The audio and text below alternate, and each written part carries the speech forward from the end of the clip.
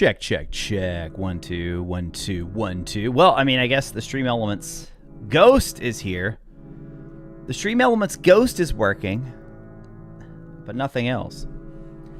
Welcome to RetroRaconteur Live, ladies and gentlemen. Lots of little changes here to talk about. Lots of little changes. You notice we don't have our Halloween music tonight,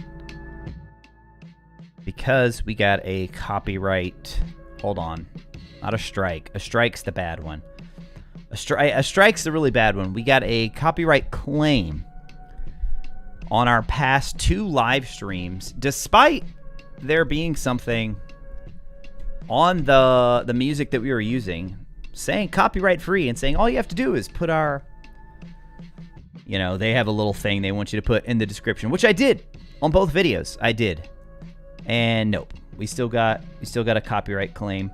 And so they have a little thing where you can email, and then if you email the people and tell them, hey, you know, this video is monetized, here's the link, here's where I gave you guys credit, then they're supposed to go in, or at least so they say, they go in and they release the claim. Well, they never did on mine.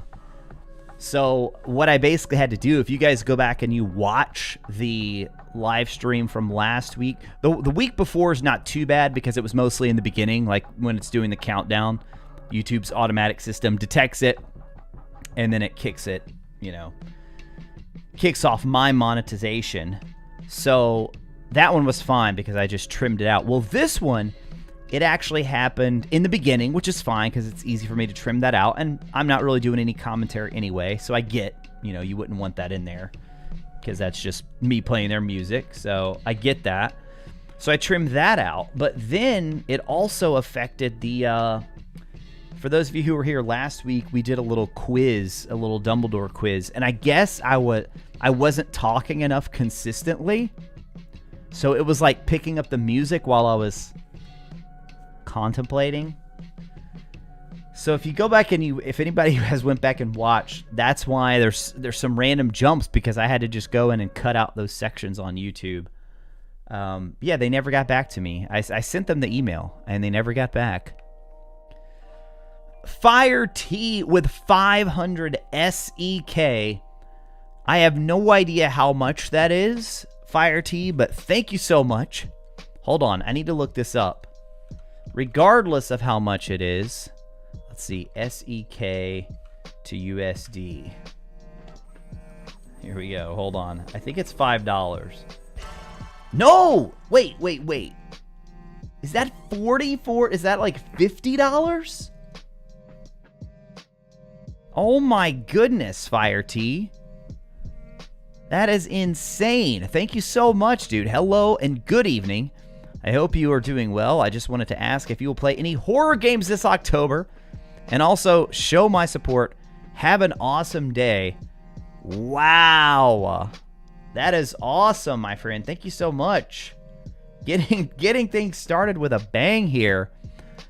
I see you rocking the new emoji. Nice. Everybody who's a channel member there, we got the new emoji. That was another stream update. So we had a bad stream update with the whole music thing, but I just have to be more careful about what we play. So what we're playing tonight is approved. These are Spotify playlists from people like Harris Heller, oh gosh, Ninja's brother, Bearded Blevins, has his own thing now. I've got him on here. I've got a Twitch music library. We've got no copyright. So hopefully we're good with all of these. Yeah, it's unfortunate, because we thought we were doing everything right, but it's not a huge deal. It's really not. As for any horror games, I am not a big horror game fan. I am not a big fan. About the most horror I get, I don't know, I guess it is horror. Resident Evil. Like, I love the Resident Evil games. I love Bloodborne. Actually, I haven't played the latest Resident Evil, so that one might be a fun one to do. I have Resident Evil 2, the remake, on PC. I played through that. Loved it. But yeah, we haven't really been having a lot of time for gameplay streams, actually. I'd love to do more gameplay streams, but we just haven't had much time for them. But if you guys have any, I don't do the games that are purely existing just to scare me. I don't do those. I got to have some action, you know? There's got to be some... I've got to be able to take control and just, like, obliterate some zombies or something. I don't want to just be, you know, these... oh, man. I was watching the Mortuary Assistant. Oh, my gosh. That game looks incredibly creepy.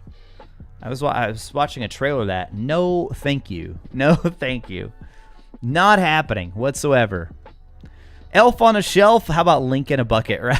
Right? Yeah, that was a 45. Okay, this is awesome.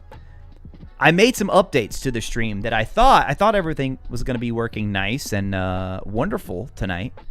But unfortunately, Stream Elements has just decided not to show up.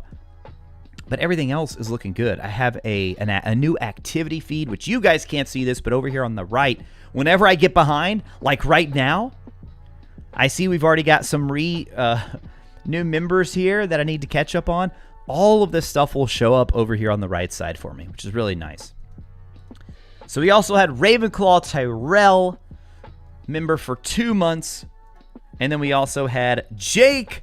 Let's go. Member for 3 months. Jake, welcome back. I saw some of your pictures in the Discord, dude. It looked like you had an awesome time. Let us know all about it, how it went. Jake just went to the Wizarding World down in Orlando, so... Dr. Sherbet, sounds like a lot. I know, right? There was one time on Expecto Ghost stream, somebody gave him, I think it was 500 something. And we couldn't figure out. We finally figured, because I was like, I don't think he realized how much that was. And then he went back, and I think we figured out it was $5. But still, $5 is amazing. And Fire T out here with a $45 super chat to get us started. Oh, there goes the ghost. See, all the other Stream Element stuff is working magnificently. Dylan, how's it going, Dylan? Welcome back. Member for 4 months. Hit that like button for our favorite dad who loves games and the stories they tell.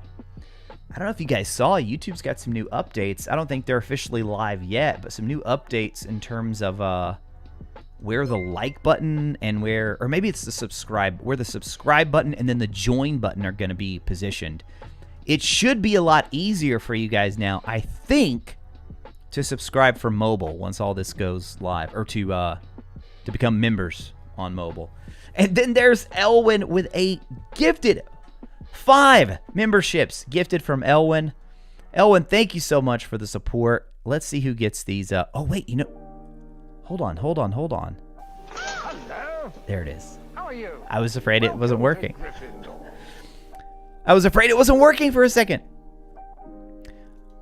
Oh, and this is awesome. I could even hit the little drop down and I can see exactly who gets. Oh, you guys can't see this, but trust me, it's beautiful over here.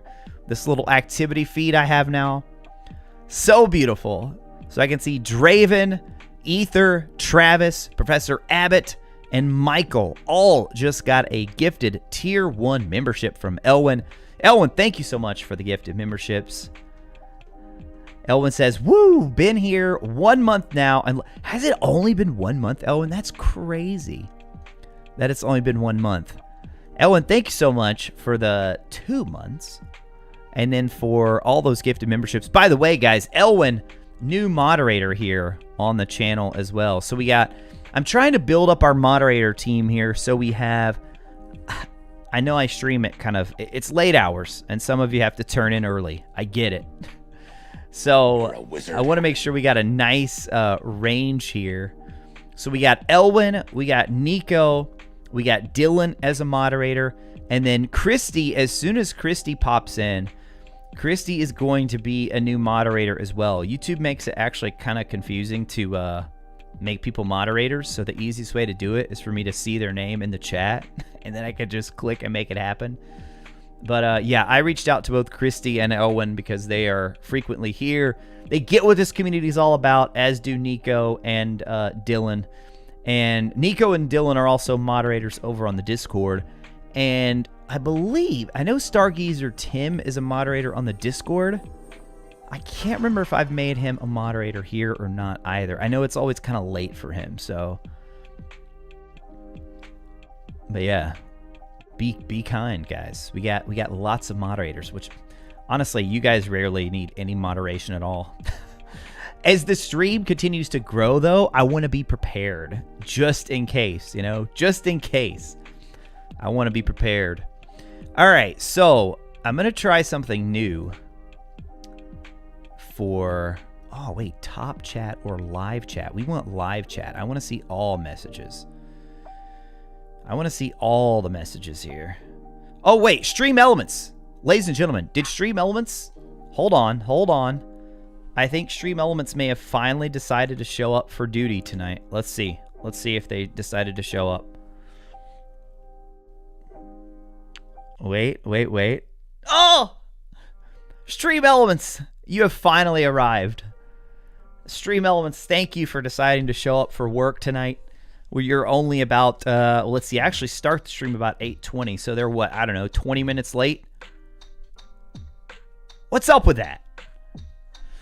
Jake, thank you so much for that super chat as well. $1.99. I'm free. It's 7:39 where I'm from. Let me know. Wait, what? Are you asking? Are you trying to find a date, Jake? What's going on here? 7:39. Hit me up. Who are you talking to here, Jake?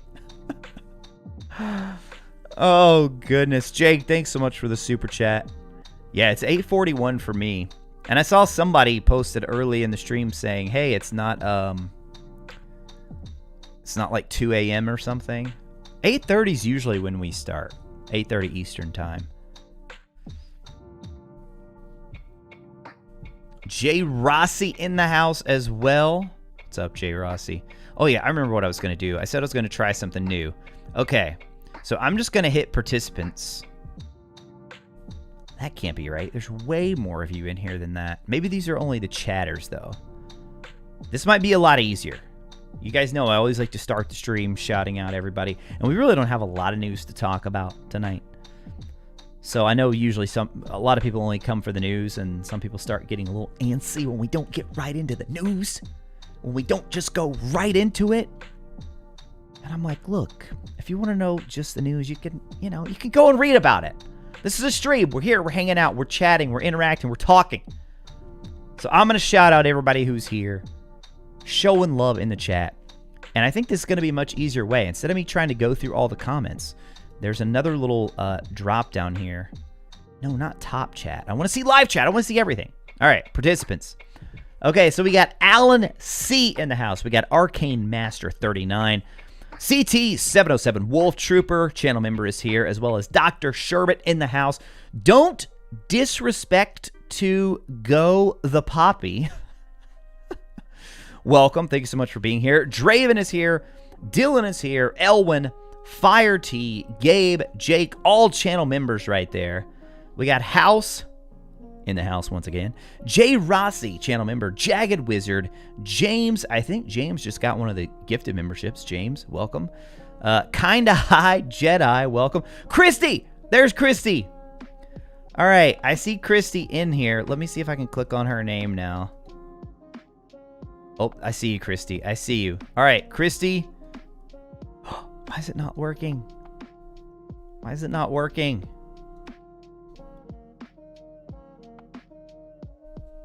Come on, dude. Come on. I'm trying to moderate. I'm trying to mod you, Christy, right now. I was telling everybody earlier. Yeah, time for the promotion. But it just stopped working. Like, it's not letting me. Just when Stream Elements starts to work, then YouTube's just like, nah, not happening. All right, we'll try to get that in a second. But we got Christy here in the house. Lowercase Logan, welcome back, dude. Lowercase Logan is here as well. Let's see. We got Lucas in the house. We got Mark, Mutant Pogo. That's a pretty cool name, Mutant Pogo. Noob back in the house as well. Nathan is here. Neko is here. Nico is here. Oh no, this person told me how to pronounce the name last time. They told me how to pronounce it, and I'm going to get it way wrong. It's Panedhiel. Panadil?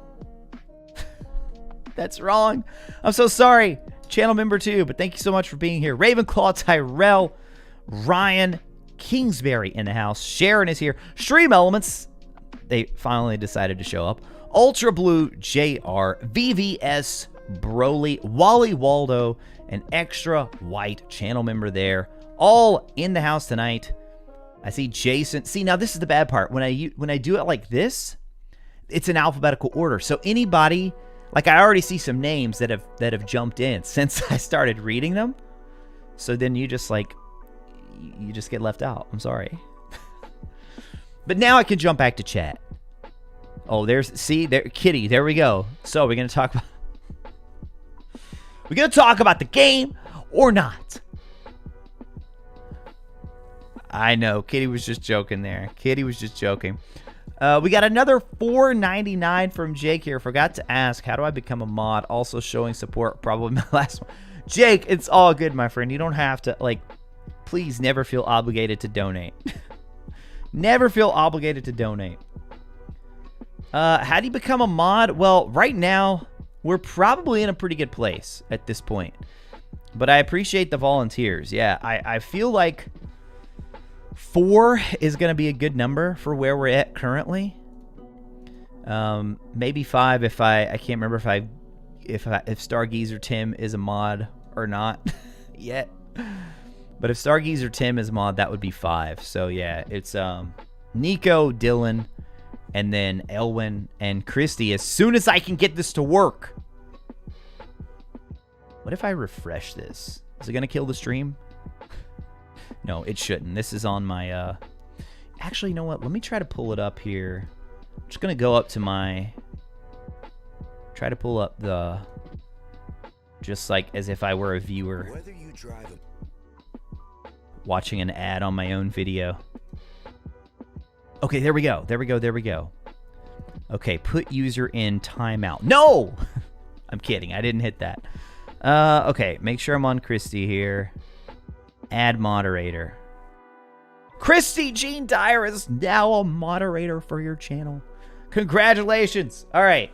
I think it worked there. I think it worked.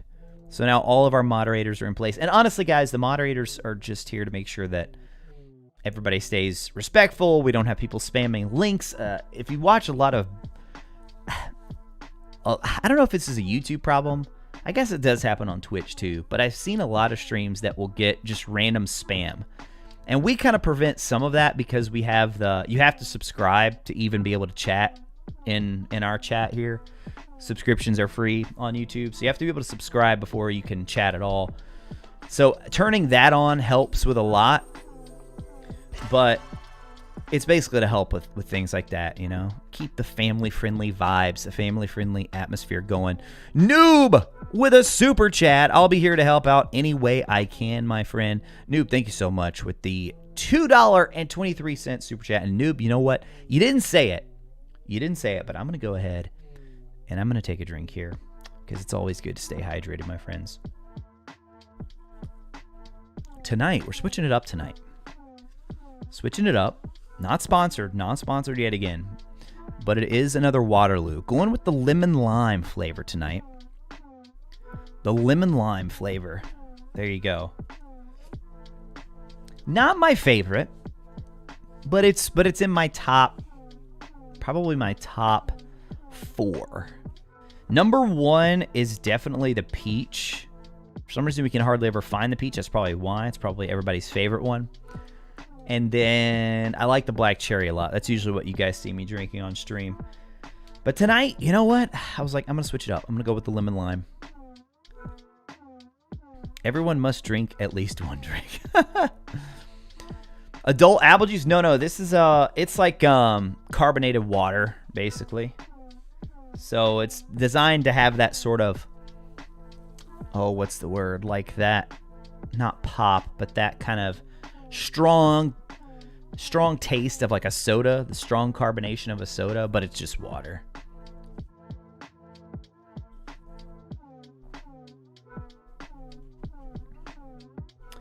Really like the Target brand. What is the Target brand? It's not Waterloo, is it? I used to drink LaCroix, and then that one kind of had like a weird aftertaste. CJ, what's up? You haven't missed much at all. You have not missed much at all. We've just been here hanging out, welcoming everyone to the stream, trying to get stream elements to work, trying to mod a new person. And I think everything finally started working. That is so weird, though, about the stream elements thing. Nico, I don't know if you or anybody else knows, like, what would be the cause of that? Because I actually went in, and I think I think it should be correct. The Discord link should now be correct with exclamation point Discord. Exclamation point Discord should now be correct. But then there are some that just straight up don't work in YouTube. And I think that's more of a... Excuse me. I think that's more of a YouTube and stream elements issue. Let me try it here. I should have one for exclamation point viewers. See if that works. Yeah, see, it doesn't work. They're currently blank watching the stream. Lowercase Logan, my friend. Happy birthday. Wait, it's Noob's birthday? No way. Hope you're having a great day, dude. And hey, Retro. LOL. Also, shout out to Logan. We've got like... There's 3 Logans that usually hang out in the stream. Lowercase Logan, thank you so much for the love and support with the $5 super chat. Go Ninja, go Ninja, go. Go Ninja, go Ninja, go. Just saw that name in the chat. I love your name. Chase Productions 1, you never said my name? What is your name? Is it Chase? I'm sorry. It's just YouTube, man. YouTube. It's not working right. I blame YouTube, guys.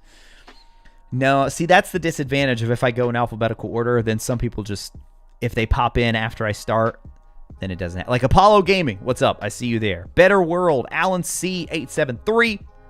But then again, these also could just be people trying to lurk who are like, you know what? I don't want you shouting out my name, please. So, you know what? We might just have to go back to the old way. But then I get way behind. I'm pretty close to being caught up tonight. But if it's seriously Noob's birthday, happy birthday, my friend. And Noob, right as we... Noob, it's your birthday. Come on. You're supposed to be getting the gifts today, my friend. Welcome, Chase Productions 1. Can't believe Retro forgot. You also remember to hydrate, and Niffler is life. Don't you love that Niffler? I love the Niffler. I actually have 2 versions of the Niffler. I wonder if any of you have caught this yet. For any of you in the Discord... The Niffler that I used in the Discord is slightly different than the one I'm using on YouTube. And I don't know which one I like better. I want to see if any of you caught it. Without going to... I mean, obviously you can go look if you want, but did any of you catch it without me mentioning it? Hey, Nico saw it. Yes. Exactly, dude. You nailed it. Yeah, the one in the Discord has more coins in the background. Whereas the YouTube one is just holding up a single coin. It might kind of be fun to keep them different. For some reason, whenever I was uploading this one on YouTube, it just looked better with a single coin. Yeah, dude, I'm loving the emoji, though. I love them. And we also have someone in our Discord who made an emoji for us, which is going to be the very next one we use. It's the herbology professor in Hogwarts Legacy. She's waving, so it'll be very similar to the Harry wave emote that we have right now. So it'll be very similar to this one right here. You guys like the Discord one better? All right, all right. It's very easy to change if we want to change it. Dr. Sherbet likes the Discord one better too. Trevor, what's up? Welcome, Trevor. Nathan, it's all good. Don't worry about being late. Good and Gather is the Target brand. Okay. I don't think we've ever tried that one. And we shop at Target a lot.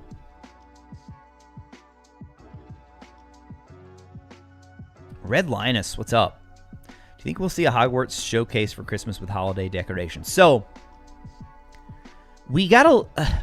we're in an interesting time right now. We're coming up on the end of October, which means they're running out of time for the fall ASMR. I think it's going to hit on Halloween. That's just my guess. I think it'd be a great time for it. And then we'll start the countdown for the Chandler also said before the end of the year that we would see more gameplay. More gameplay. So my guess is WB's kind of laying low right now. Gotham Knights is getting the big push right now in PR, for better or worse. Haven't played it. I'm not going to speak to it. I have no idea. But I've heard some not so good things about Gotham Knights, and I've heard some okay, solid to even good things about it. But I think they're letting it kind of have its time, and then I think they're going to kick it back into gear for Hogwarts Legacy here pretty shortly. We haven't gotten anything new so far this week, and last week was pretty quiet as well. Today, we only got the news on the ESRB because they changed it on their social media, and then they also changed it on the website. So Noob and Lowercase Logan both speaking very positively of Gotham Knights. Gabe as well. Gotham Knights is really good. 20 plus hours, can't stop. Well, there you go. See? You can't always trust what you hear. That's why I said, like, I haven't played it. I'm not going to speak on it. But yeah, I definitely expect we'll get a fall. I mean, the ASMRs, they've already done 2. They're definitely going to do 2 more. The question is when. I think Halloween would be a great time to do the fall one. And then a holiday one right there at the end of December for like a Christmas-themed one would be perfect. But the gameplay, man, that's what I can't wait to see. That's what I am. I mean, the ASMRs are great, don't get me wrong. But I want more gameplay. Yeah, so I think maybe the fall ASMR, they'll kind of stick with the dark arts theme they got going. And then when we get into winter, we get the Christmas, the more light, the more happy. But we'll see. The ASMR, I mean, it could just have one scene that's kind of the scary, moody scene. And then it cuts to other scenes that are a little more bright. Kratos Raptor! What is up, my friend? You getting ready for God of War Ragnarok? What games you guys playing lately? We got a couple in here talking about Gotham Knights. How many of you are ready for God of War? Or what else? What else you guys playing? I've been replaying God of War. I feel like I was thinking about that this week. We should start off with a new segment where it's like, what have you been playing lately?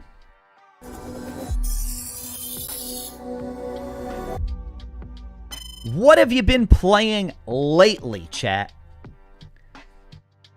I've been replaying God of War 2018, and let me tell you, it's so good. I beat Ratchet and Clank Rift Apart, went all the way and got the Platinum Trophy. Those of you who saw me on, who follow me on Twitter probably saw me tweeting out about that one. And then also my 8-year-old son's really been getting into Fortnite. And I'm like, he's way too young. Well, let me be careful. Anytime you start talking about parenting, people get a little, however you want to raise your kids, it's fine. For him, I don't think he's at the maturity level where he's ready for online games.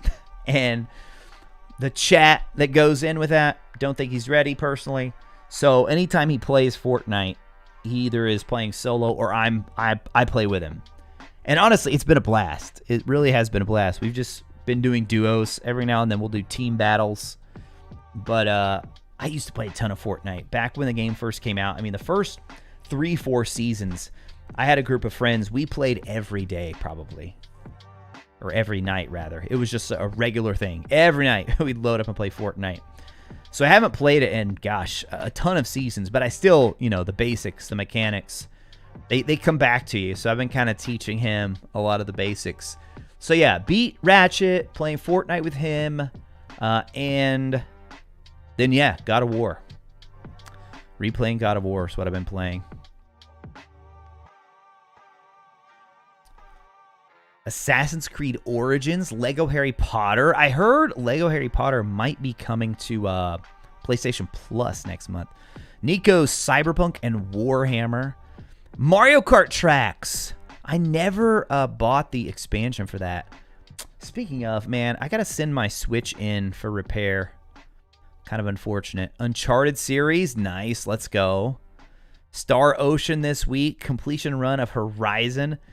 Waiting for the Golem. Or it's Gollum, right? Yeah, Gollum. Gollum Played Red Dead Redemption 2 for the 4th time. Oh my goodness. Nathan enjoying Overwatch, RuneScape, Witcher for Christy. Wait, is that are you playing the first Witcher, or are you talking about Witcher 3? Disney Dreamlight Valley, The Privateer. Red Hood looks cool.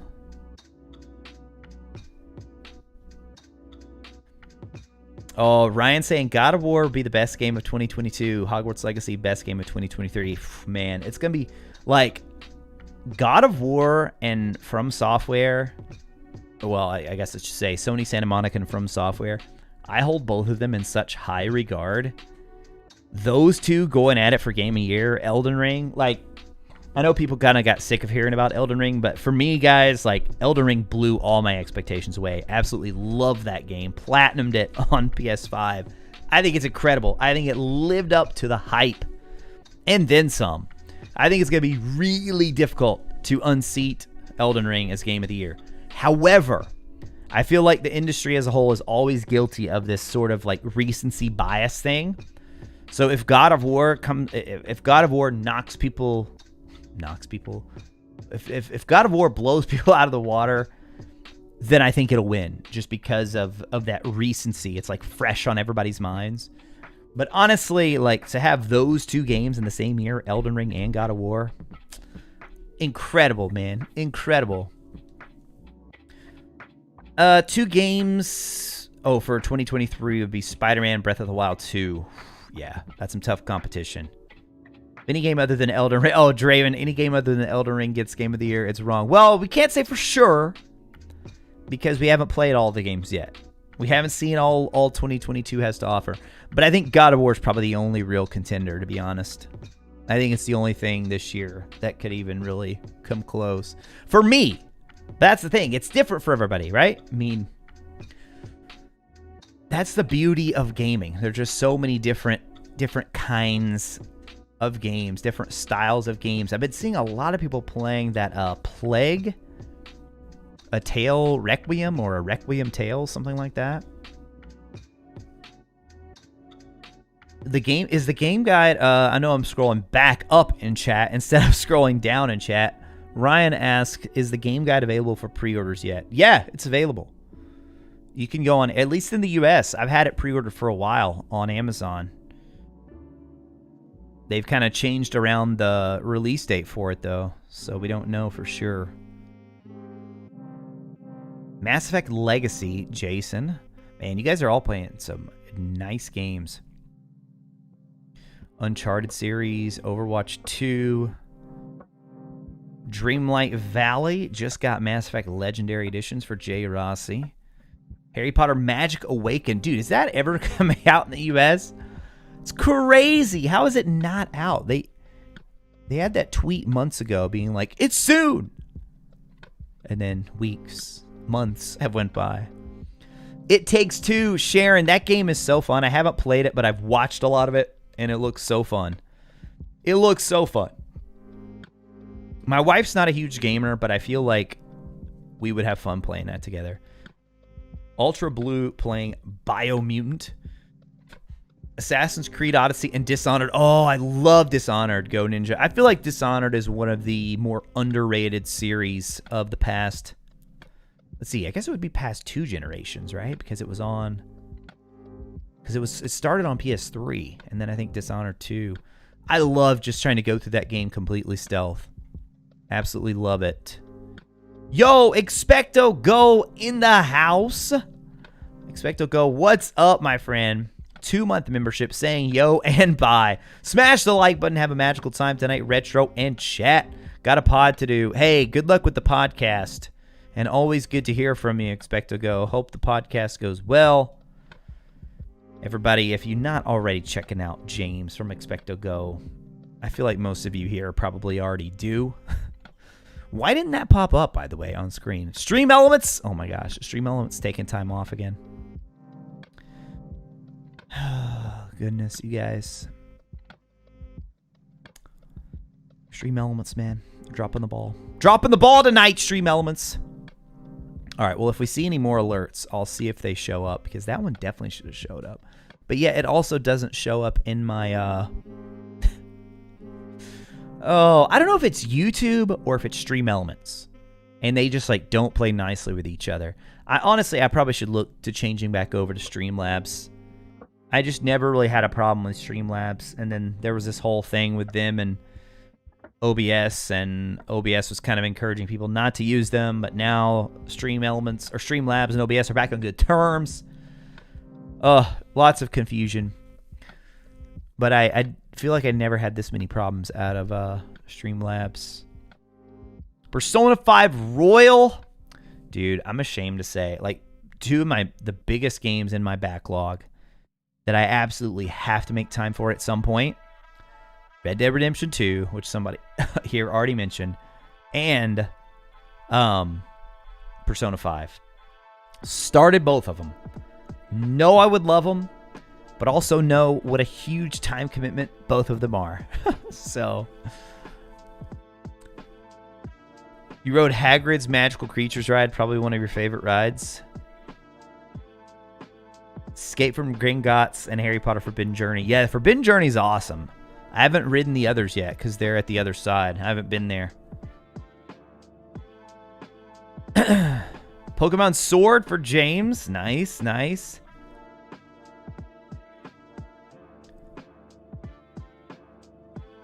Oh, and the chat just did that thing where it just skipped.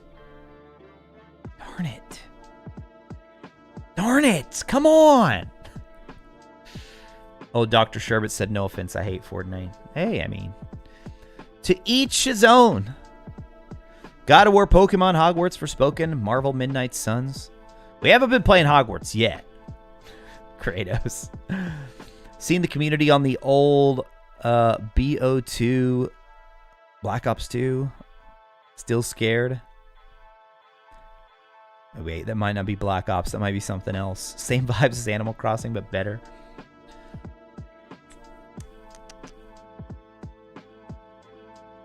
It's definitely not Call of Duty then, if you're talking about Animal Crossing vibes. Okay, there we go. It is working. Super Chat's working. Nice. Odin Killer 9 with the $1.99 Super Chat. Odin Killer, thank you so much. What is my favorite game? Ooh. I feel like some of chat has probably heard me say this before. So my favorite game of all time is The Last of Us. I've kind of rearranged, well, I haven't rearranged my room lately, but I have this awesome, awesome artwork from The Last of Us. The winter scene in that game. Yeah, it's my favorite game of all time. Probably going to be very hard for anything to unseat it, honestly. For a long time, it was Metroid Prime. Metroid Prime's still in my top 3. Also, still a really big fan of Zelda Ocarina of Time. And then, honestly, like, the more time goes by, Elden Ring and Bloodborne, and Dark Souls 1, for that matter, are all three kind of, they're up there in my top 5, my top 10 range, for sure. Black Falcon, the game is PEGI 16, so it will be on the upper end of teen. Teen equates to 12, and 16 for... Right, yeah, it's a little bit different on their scale, on the European scale. And I was kind of looking at it today. Most games that are T for teen over here end up in PEGI 16. Like, I know I checked Uncharted. I know I checked Infamous. I know I checked... there were a couple more that I checked that are teen over here, and they were PEGI 16 there. But speaking of, here it is, you guys. Here it is. So, in addition to just the teen rating, we also got this information here. So, they tell you why it's rated T for teen. Fantasy violence, blood, mild language, use of alcohol. No big surprises here. The use of alcohol one caught me a little bit off guard at first, but then when you think about, like, the Hog's Head and going into the pub, I'm pretty sure butterbeer is I mean, obviously they give it to minors like crazy in the Harry Potter series. It's non-alcoholic. But we might have some characters, I don't know, drinking fire whiskey. Maybe some of the older characters we run into in game are going to be drinking some of the other beverages in the Harry Potter series. But now there's another thing I want to show you guys on the rating, which we do not have yet here in a second. I'm just going to get through you guys talking about the games here. Mass Effect Andromeda. Oh, you're playing Witcher 3, Christy. Gotcha. Force Unleashed, Call of Duty, replaying God of War. Jay, hey, I'm right there with you, Jay. I'm right there with you. Oh, Logan. You're cutting me deep. It's another one in my backlog. I've played a lot of Ghost of Tsushima, actually. I would say I'm probably halfway through the game. I would say roughly halfway through the game. I need to get back and finish it. But at this point, I'm like so far removed from it, I feel like I need to start all over. I feel like I need to start all over. Maybe even play the director's cut and just get the full experience again. Dylan! Yo, what is up, Dylan, with the $10 super chat. Let's see, what's Dylan got to say here? If you want some awesome Retro Raconteur merch, don't hesitate to visit. Hey, Dylan, thank you so much. Yeah, we've been slowly adding new items to the merch store. We got a pretty cool Dark Arts one, pretty cool Merlin shirt, and then there's going to be two other... Well, one is really kind of more than one. We got more coming before the end of the year, though. I'll say that. And honestly, the Teespring link's kind of wonky, so the easiest way to get to it is if you just go to RetroRaconteur.com and then click on merch. That'll get you straight to it. RetroRaconteur.com and then merch.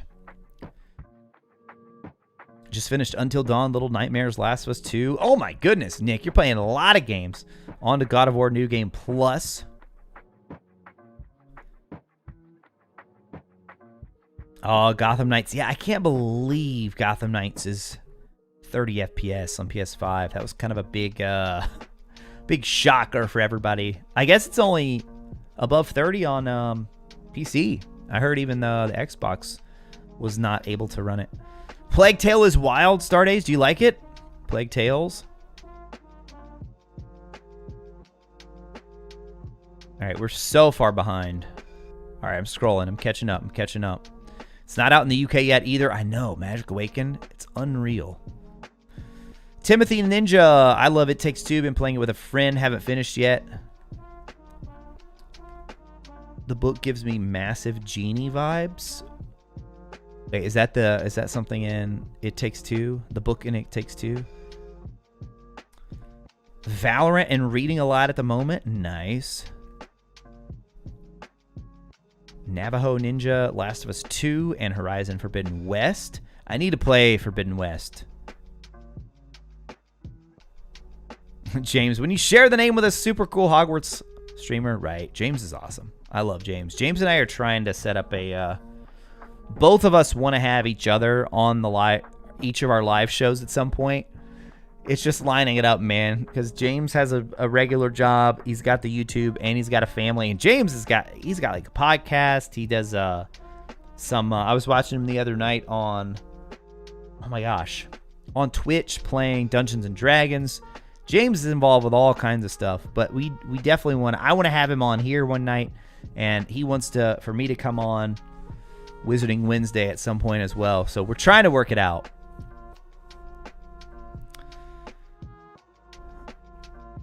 Three more weeks until Pokemon.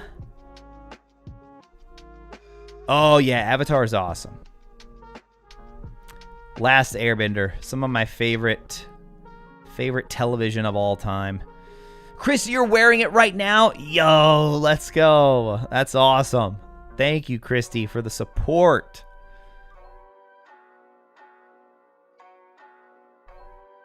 All right. We're just about caught up now. We're just about caught up. Fetch Quest playing Dragon Age Inquisition.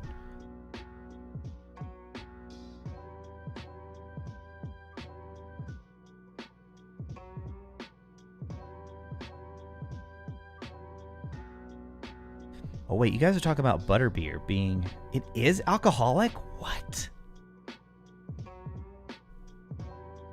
An alcoholic quality in the books, at least. Some of the adults are likely drinking it in old pub mugs. Oh, you're talking about the rating. Winky gets I don't know if I could say DRUNK. Probably shouldn't say it much on a live stream. In book 4, that's right. But is it like, I can't imagine that it's super strong. I almost imagine it like root beer or something. It was different, but in when they first start having butterbeer, they're like super young. Dr. Sherbet with a super chat. Yo, thank you so much. You should try Subnautica. It freaks me out. Oh, is that like a horror underwater? Dude. I already don't like horror, but horror underwater, I could not do. I could not do. I'm terrified of like, gotta be like 2% butterbeer. Seeing as it's pre-1901, you could, right, yeah. You could sell booze to kids. Subnautica is amazing. Didn't Hermione act like she was tipsy in one of the movies at least? I don't remember that. I don't remember that. Channel I recommend, Holden Hardman, and they're experiencing Avatar for the first time. Oh my goodness. I can't wait to show it to my kids. Which they're old enough now, but I want to let them get a little bit older so they'll appreciate it even more. Because right now, I don't feel like they would enjoy it, but I don't think they would really, truly appreciate it. More terror than horror. Ooh, that might be even worse. That might be even worse. I saw somebody ask, ooh, I like this question. Cal or KO? Favorite fantasy book series other than Harry Potter? Okay. Let me think. Okay. There's a lot. So, a couple that I like. I liked Percy Jackson. I'm a little bit, like, older for Percy Jackson now. I enjoy them, but they're... By the end, I was kind of just, it's good. It's good. Another one that I really loved was the Pendragon series. You guys ever read the Pendragon series? Pendragon is really good. And then a more recent series that I'm that's more adult is, oh my gosh, I just lost it. Dresden Files. If you grew up a fan of Harry Potter, man, Dresden Files are so good. They're so good. The first book is like, okay, I'm like, I liked that. It wasn't like great, amazing, crazy or anything, but it was good. Second book, kind of the same. It was enough for me to be like, okay, I'm intrigued. I want to read more. Second book, again, solid. Then after that, those books just get insane in the best way possible. In the best way possible. Lord of the Rings, Hobbit. I read The Hobbit to my son probably about a year or so ago. But I absolutely love the Jim Butcher is the author of the Dresden Files. Dresden. CJ with the $9.99 super chat. CJ, thank you so much for the love and support. Butterbeer on me. Stay hydrated. I don't have a butterbeer, but I will sip the Waterloo I have.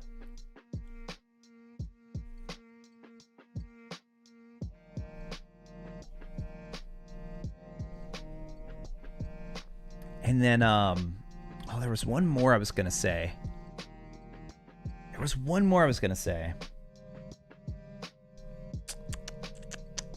I lost it. I mean, there's so many good ones. I just started reading, so I had never read any Sanderson before, Brandon Sanderson. And I just started reading, I read Steelheart, and I was like, It started off solid. Then, like, the first half of that book, I was kind of bored. Then the latter part gets pretty good. But then I heard, Mistborn is probably one that he's most famous for.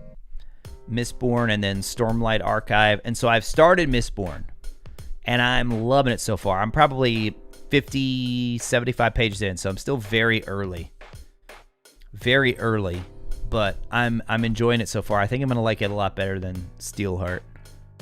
Pendragon, yeah, DJ McHale, Rossi. Yep, that one.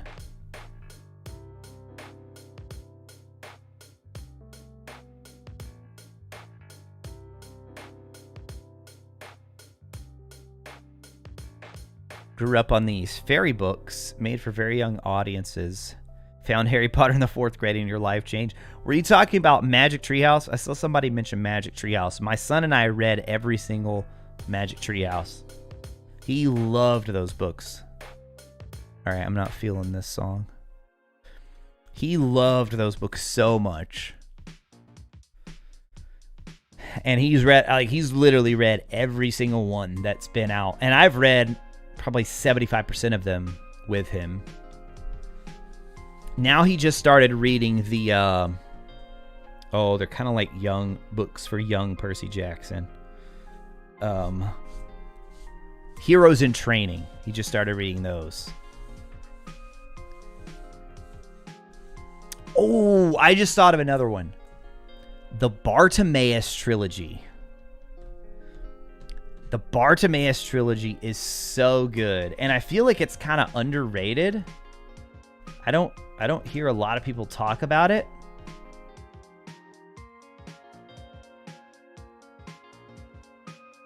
Oh, this is like some new cover art. I've never seen this one.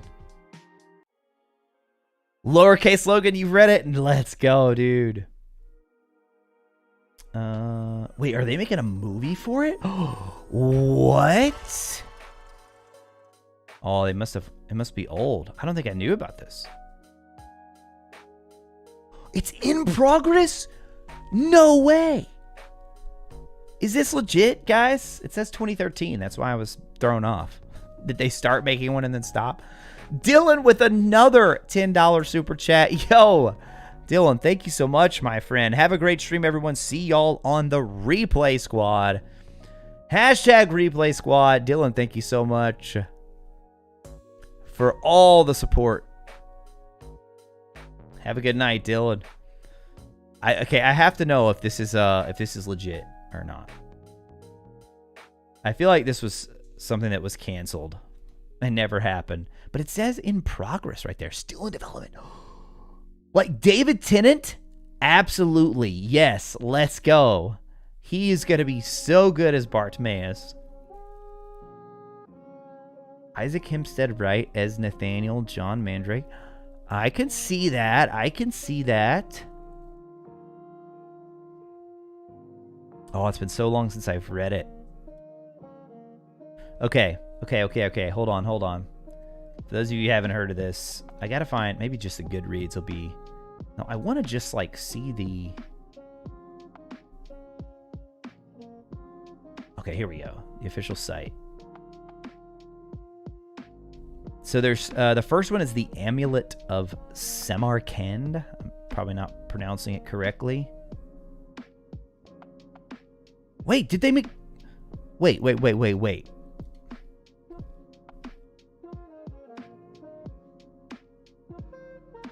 I haven't read this one. I thought it was just a trilogy. This came out in 2011? Did I miss this? Oh, and somebody asked my favorite Potter book. It's Deathly Hallows. It's Deathly Hallows. And ironically, Deathly Hallows is the one that I've read the least. I need to do a reread of the whole series, but definitely Deathly Hallows. I reread the first 6 so many times. So many times. A ghost, did you see that ghost? Yeah. You got a little a witch there in the top left every now and then too, Professor Abbott. And don't mind my little friend over here. Don't mind my friend. It's all good. By the way, Dylan says, by the way, there's a great discussion channel about book series everyone is reading on Retro's Discord. Yes! Exactly. Yeah, yeah. Too many great games and books being talked about. I know, right? Oh, I've got so many games I need to catch up on. So many games. I'm so confused by this. Like, I'm almost positive it was originally called the Bartimaeus Trilogy. And Ptolemy's Gate was the last one. Okay, here we go. The Amulet of Samarkand, the Golem's Eye, and Ptolemy's Gate are set mainly in an alternative present-day London. They follow... Yeah, okay, gotcha. These 3 books have received many awards. All right, yeah, so these are... And now he's added a 4th one. The Bartimaeus Sequence is made up of 4 best-selling novels featuring the grumpy, sarcastic, and resourceful 4th-level genie, Bartimaeus. First book was published in 2003. Series has sold more than 6 million copies, 36 languages worldwide. Yeah, this one's good. This one's good. But I have a new book I need to add to my list. I did not even know this was a thing. Ring of Solomon. You have them all, Dr. Sherbet? Haven't read them yet?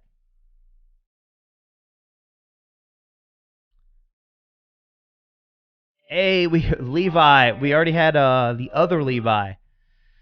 Lowercase Levi shouting you out earlier. Timothy, I only read the first book. My sister got really into Harry Potter this year. She asked her to borrow the rest. Oh my God, Timothy, you're talking about the Harry Potter books? You haven't read all the Harry Potter books? Woo, you're in for a treat. You are in for a treat, my friend. Christy, reading Harry Potter now on number 3. Is this your first time reading them, Christy? Because if it is, oh my goodness. What I would do to be able to just like reread those books afresh once again. Oh my gosh, your first time. That's awesome. Ring of Solomon was 2010. Dude, that's crazy that I completely, like, I would consider myself a fan of those books and just completely missed. Did not even know that released. Did not even know that released. Right? Careful. Careful with spoilers. Snape. Nothing. I'm not going to say anything about Snape. Nothing at all. I feel like most people have probably seen the movies, though, even if they haven't read the books. But I could be wrong. I could be wrong.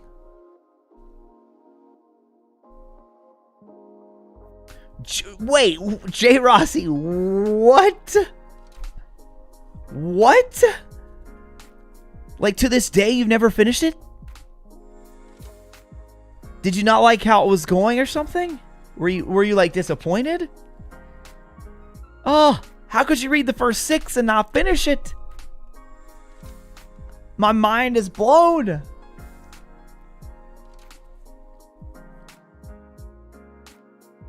Got a couple. Ooh, this is a good poll question.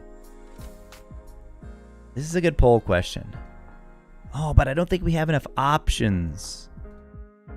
I was going to say favorite Harry Potter book. Did see and enjoy the film. Jay Rossi, dude, you gotta read it. It's so much better than the movie.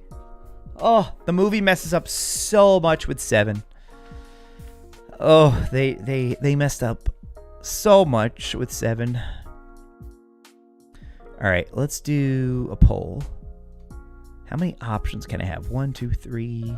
Oh, we can only have 4 options? That's weak. All right, let's see.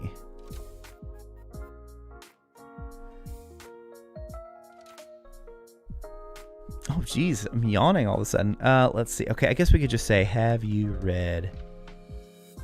That's going to be, I feel like that's going to be overwhelmingly. Yeah, Nathan. Yeah, Deathly Hallows for me. It's my favorite of all of them. All right, this is 2 elevator music. Skipping this one. Oh, wait, hold on. I think it just switched to a different playlist. I got to be very careful here. Got to be very careful about the playlists tonight.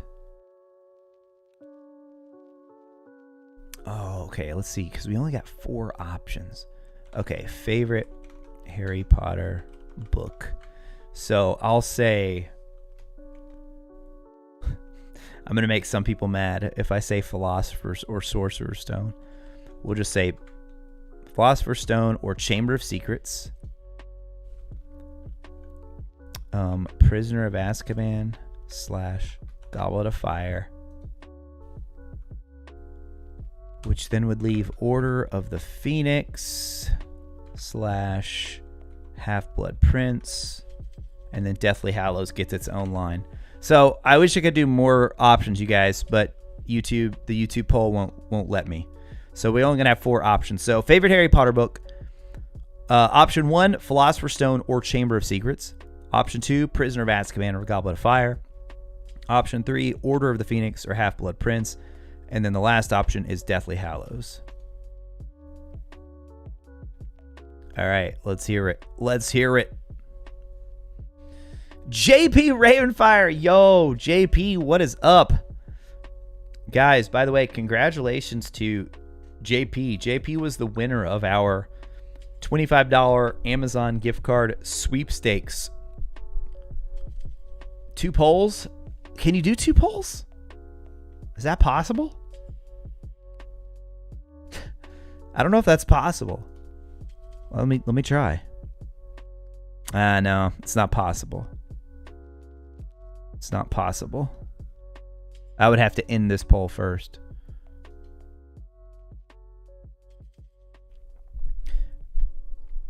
All right, so we've got 43 votes already. Early returns coming in. After, I'll tell you what we can do. Oh, that wouldn't work either, though. Yeah, see, like this, Deathly Hallows is coming in last. Right now, POA and Goblet of Fire at 43%, but I feel like most of that's probably POA. Although I feel like Goblet of Fire is kind of an underrated book. People didn't like that movie nearly as much. The movie had a lot of problems, like so many of the movies though did. But Goblet of Fire is a book, man. I feel like it's underrated. Underrated among fans.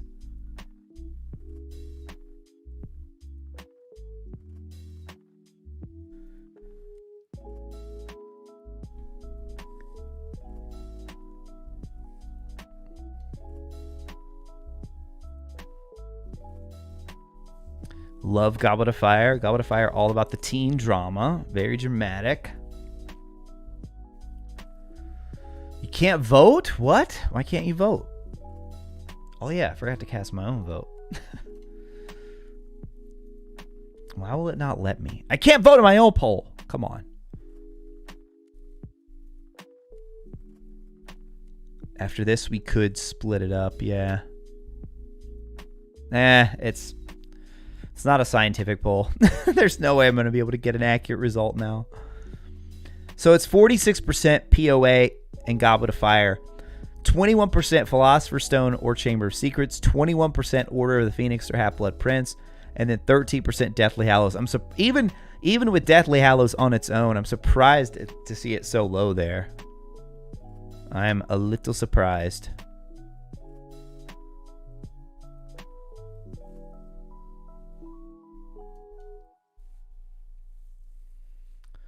Sorcerer's Stone is your least favorite. Oh, they cut out so much in Goblet. Yeah, in the movie Goblet.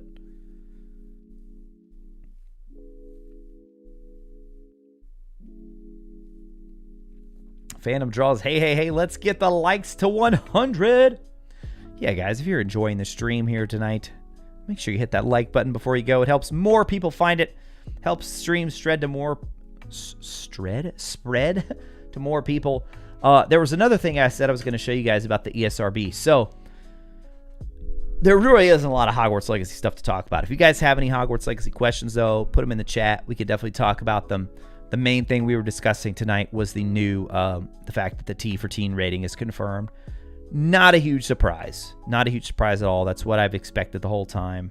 And I think most people have expected that. Some people were holding out hope for an M rating, but nah. I think T for Teen is going to be perfect for this game. I think that's exactly what they needed to hit. Now, ESRB.org. If you go here and you type Hogwarts Legacy, it is not yet in the system. But once it is in the system, And some might even argue that this could honestly be a little bit of a spoiler territory here. So let me pick like an older game. I'll pick Infamous. Once they actually have it in the system here, they're going to give a lot more. So here it is. If I click on this right here, they give you a lot more information. So like right now, all we know about Hogwarts Legacy is the T for teen, and then we have fantasy violence, blood, mild language, use of alcohol are what we have. So this was for the original Infamous on PlayStation 3. Blood, drug reference, language, mild suggestive themes, and violence. But then once it's actually logged into the ESRB system, they're going to have this full breakdown here to where they tell you, and most of it is stuff like this where you get, they actually spell out what the profanity is. But then there are some things where you actually get a little bit of story, a little bit of how the game's going to play out. So like right here. So this is, again, this is old, about Infamous action-adventure game. Players use electrical superpowers to subdue urban gangs in a post-apocalyptic world presented from a third-person perspective. The game allows players to roam around the open-world environment and electrocute anyone at any time, including civilians and security police forces. While players receive good karma points for killing gang members, they are penalized with bad karma for attacking the pedestrians, objects, and other neutral parties. Combat is often frenetic and includes explosions, cries of pain, and they have to be descriptive like this, right? And brief blood splashes to indicate damage. Some of the more striking imagery is contained in the comic book panel cutscenes. Civilians are seen getting hit by a barrage of machine gun fire. Security prison guards appear gravely injured with patches of blood on their uniforms. You guys get the idea. So I don't know how soon this will be posted. They might keep this under wraps all the way up until launch. So, but I'm going to try to make a habit of like checking in on it. Like, let's see if they've got, like, Gotham Knights just came out. Okay, so Gotham Knights is in here. Ooh, okay, I know a good one. Like, let's see if God of War Ragnarok is in here yet. They probably wait. Oh, no, it's in here. Okay, I'm not going to read this one because there could be some spoilers in here. But they do already have a rating summary in for God of War Ragnarok, which is not out yet. So I don't know how soon they put it in there. So the fact that we already have, the fact that we do have the rating confirmed now, let me think, what's another game that's not out yet, but that we have the rating for?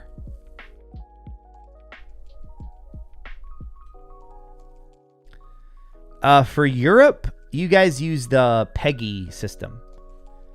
So it's PEGI 16.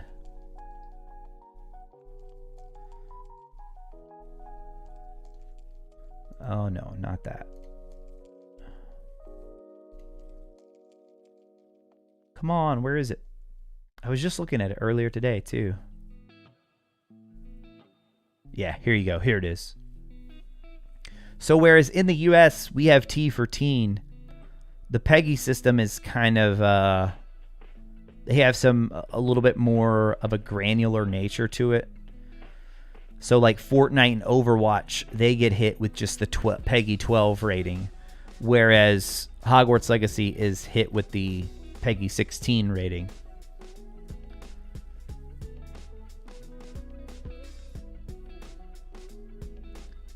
For the most part, though, any games that fall in these two are usually T for teen here in the US. There are no spoilers on there? Oh, good. Good, good, good. Because I know there are a lot of them floating around online right now, so I'm not even gonna tempt it by looking.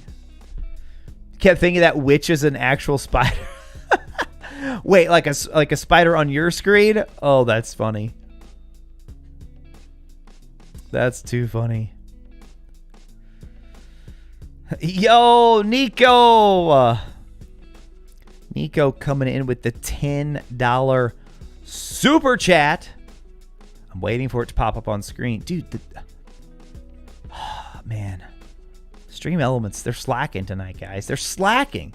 Like some of the... Okay, there it is. I was way ahead of you, Stream Elements. Nico, thank you so much for your support of the stream. If you want more retro in your life, make sure to check out his Twitter and his newsletter. You can find that here. Yo, thank you so much, Nico. We had been doing the newsletter every week, but I think every month might be a better approach for that. But we'll see. I mean, whenever I have things to talk about, it could be every week. But yeah, thank you so much for not only donating, but choosing to plug more of our online presence with your donation, Nico. Thank you so much.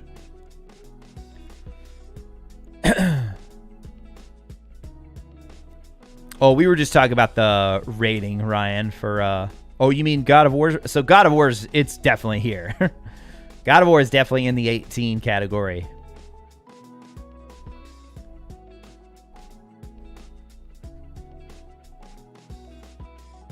I wonder if this is actually, I don't think this is actually the Peggy site though. But there is a site. They do officially have a site. Oh, it might be this one right here. Yeah. So let's see if they have Ragnarok in there yet. So it looks like they do not have Ragnarok in their system just yet. But here's the one for, so they're all 18. All the God of War games have been 18.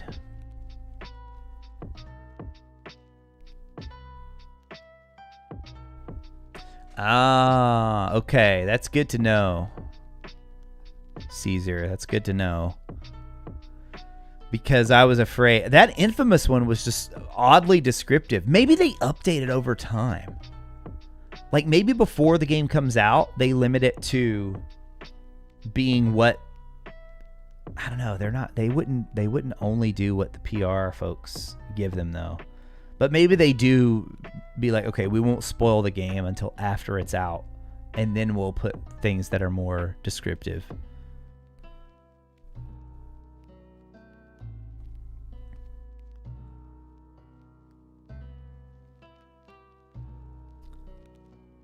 Ultra Blue. I remember the post from months ago that we will be able to hone our skills anywhere in the world. Hone your skills anywhere in the world? I'm not following you on that one. Does that mean we can practice spells, potions when we want? I think potions are going to be tied to Stream Elements bot running. Now? Like... Oh, what is going on with the Stream Elements bot tonight? It's back, everybody. It's back. No, I think potions are going to be tied to... Are you actually running or not? I think potions are going to be reserved for the Room of Requirement in that little station that we see. And I think practicing spells will be reserved for that little area that we see just outside of the, kind of like behind the gamekeeper's hut.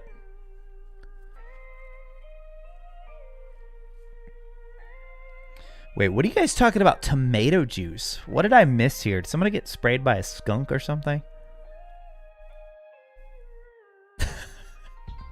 Hold on, I'm scrolling back up. Nathan. Did Nathan get...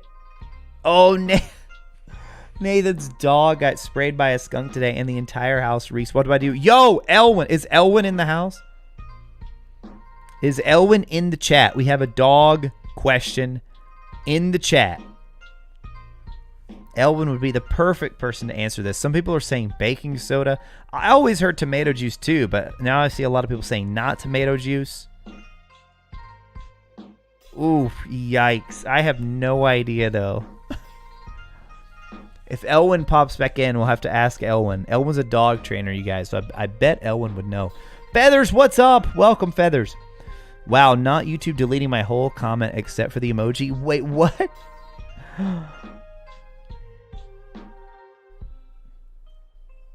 I see your not tomato juice, and I see your baking soda comment.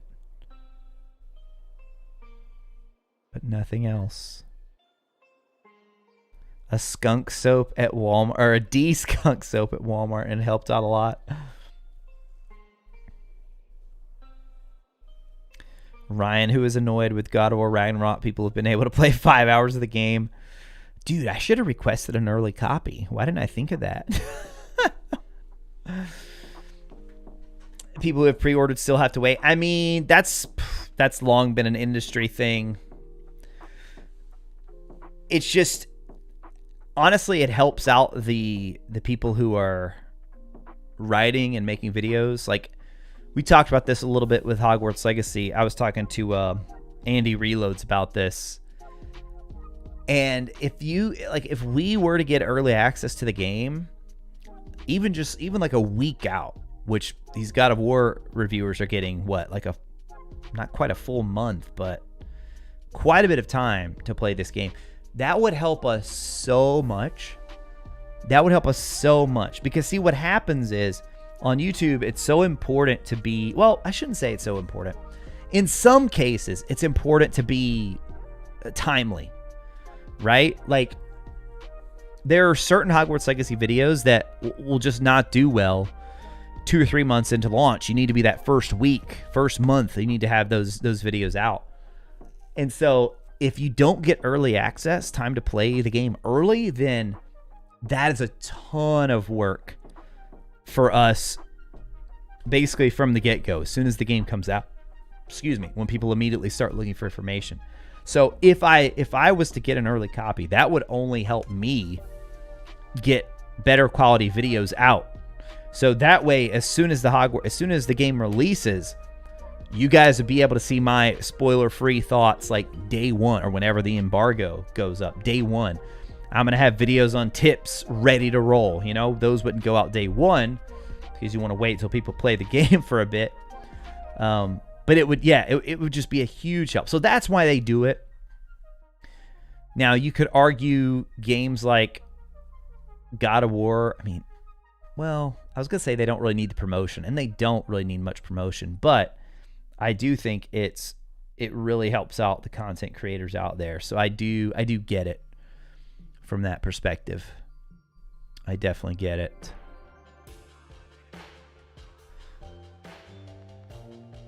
You added someone and it deleted. Hold on, I'm trying to read Phantom's comment here. It deleted the whole thing except for the. Okay, well, it could be two things, Phantom. It could be Stream Elements bot. There are certain words that are flagged, and sometimes Stream Elements bot misinterprets things. Or one thing I've seen that gets caught a lot is when people put, they type a sentence, put a period, and then don't put a space after. It's just like a typo. But YouTube and or Stream Elements detect it as a link, and so it won't allow it to be posted. So just make sure you're putting a period after, a space after the period, and then as long as there's no bad language in there, it should work fine.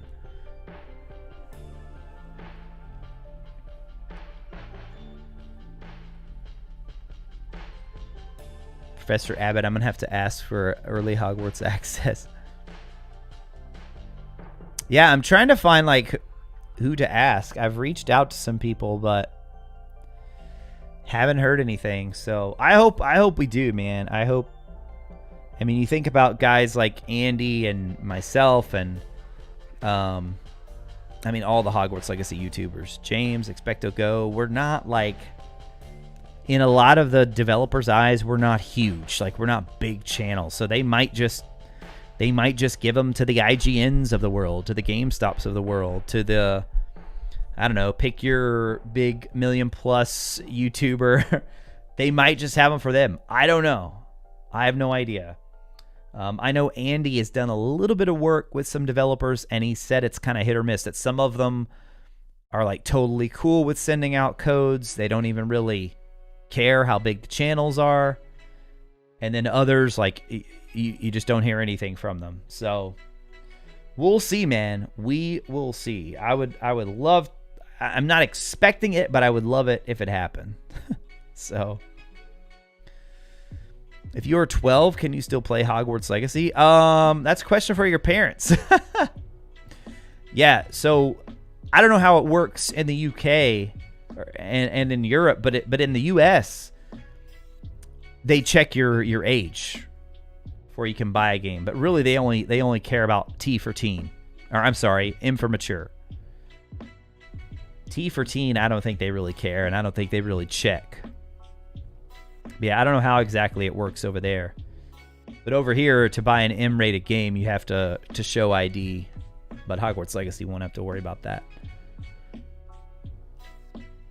But yeah, if you're 12, I would say ask your parents. Illegal, like legality, I have no idea. I have no idea in terms of legality. I am not giving legal advice on this channel.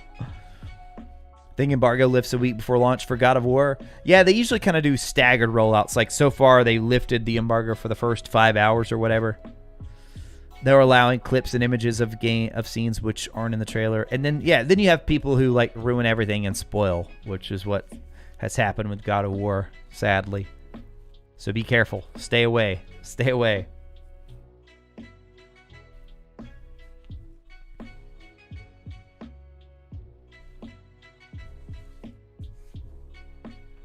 Oh yeah, thank you, Professor Abbott. Yeah. It's not even about the quality. I think it's just more of an. Sometimes we wonder on our end, you know, is it a numbers game? Like, do they just look for numbers and see, oh well, this channel's over this much, so we're not going to give them a code. I have no idea. I have no idea how it works for companies. I know it's different for different companies. Like sometimes, in terms of sponsorship and everything. In some cases, people actually prefer smaller audiences because it's even more targeted, if that makes sense. Like, you can really focus in on the audience that, like, you're trying to appeal to. Phantom Draws, this is a test. We should all hop on Twitter. Oh, no, you don't have to do that, CJ. Well, I mean, to be clear, like, nobody said no. Like, we just don't know. And we're still so far out at this point, they wouldn't have even talked about this. But I mean, you guys have seen like Chandler responds to a lot of us, so I mean Chandler is definitely aware of most of us, the Hogwarts Legacy YouTubers. So I think if it's up to Chandler, if Chandler has any ability or power to do it, I think we would get one. I do. But that's where like WB comes in. Like, I don't know how much it's like, where does WB, because I feel like they're the ones in charge of the codes. And I have been trying to reach out to a couple of different WB PR contacts just to like establish a general like, hey, where do I sign up for press releases, that sort of thing. And I can't get a response from anybody. For the UK, Andy sent me a site. They have a whole dedicated website where you can sign up and you get all their releases and footage and stuff like that they send to you. But I can't find a US equivalent. So I don't know. I'm going to keep trying. Bombard Twitter. No. We don't need to bombard anybody. But as we get closer, I think I will definitely ask. And report back what I hear. If anything, Chandler would at least know. Like, Chandler would be able to tell me, yeah, it's not going to happen, or yeah, I think you guys probably will. Oh, Elwin just came back. Oh, Elwin, we have a dog question for you, Elwin. That's another good point, Feathers. Yeah, they could go for, like, it's a numbers game, right? Like, they probably know that the vast majority of my audience is buying this game already. They probably know that.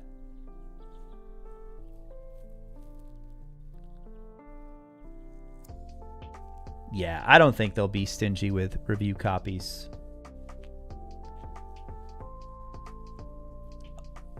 I thought chat would put the question, but they didn't put the question out, Elwin. So, someone's dog was sprayed by a skunk, and they were asking what is the best way to clean and get rid of the smell. Some people were saying tomato juice. Some people were saying baking soda. Some people were saying, no, not tomato juice. So I'm like, I bet Elwin might know the answer to this. Elwin might know the answer.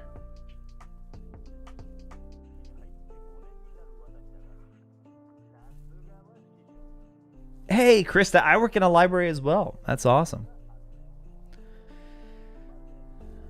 Yeah, we used to have games at our library. And libraries in general are very sort of, we're very anti-censorship. So we put a lot on, we put the responsibility on the parent. And so as far as I know, I think we're kind of the same, Krista. I don't think we would restrict any sort of, like, I think a kid could check out any book they want. And it's sort of on the parent to be aware of, to monitor that. I think.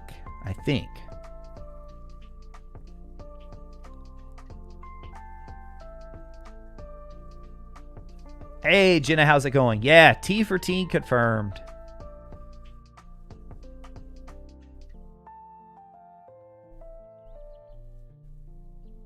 Fandom, if you had done one more message, it would have... Have you figured it out, Nico? Have you figured out what the exact number is?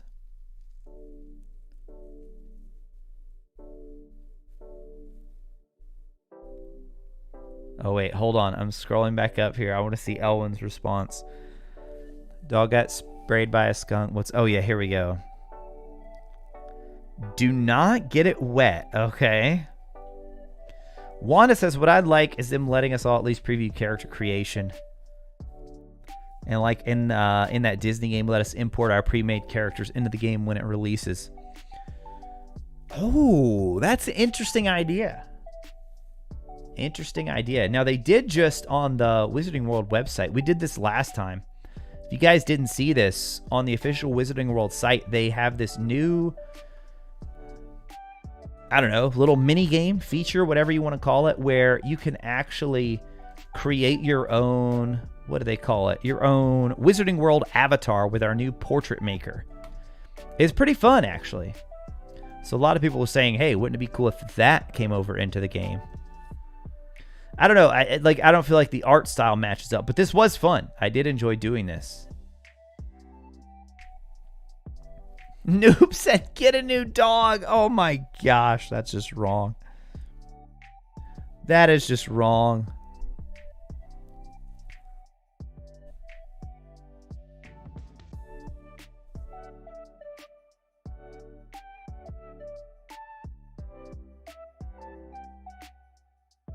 Wait, Elwin answered? I saw the do not get it wet.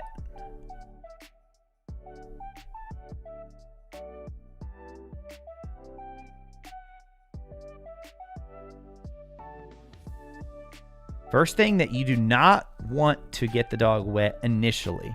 That will open the pores of the hair and the stink will be in there forever. Oh, yikes. I don't know if we're that soon or if they've already tried to get rid of it.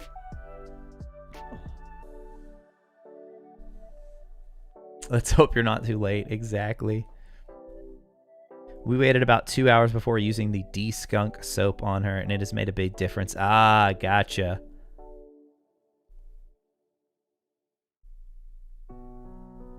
Already rescued her from a shelter. Nice try. Oh, that's awesome, Nathan. That's awesome. Use a mix of hydrogen peroxide, baking... Okay, somebody said baking soda. Get that on your dog ASAP. Get it worked into their fur as much as possible and let it sit for 10 to 15 minutes. See, I told you guys Ellen would know about this. Once it worked in and you have, let it sit. Then and only then should you wash them off. There you go. Somebody gave that mixture earlier. I thought I remembered seeing that. Yeah, I knew I saw somebody mention baking soda. Thank you, Elwin. Thank you. Little Pit turned 2 yesterday. Oh, nice. Now, what if a human gets sprayed? Elwin is a dog trainer, you guys. Not a human trainer. Oh, goodness. All right, hold on. I saw a question back up here that I wanted to answer.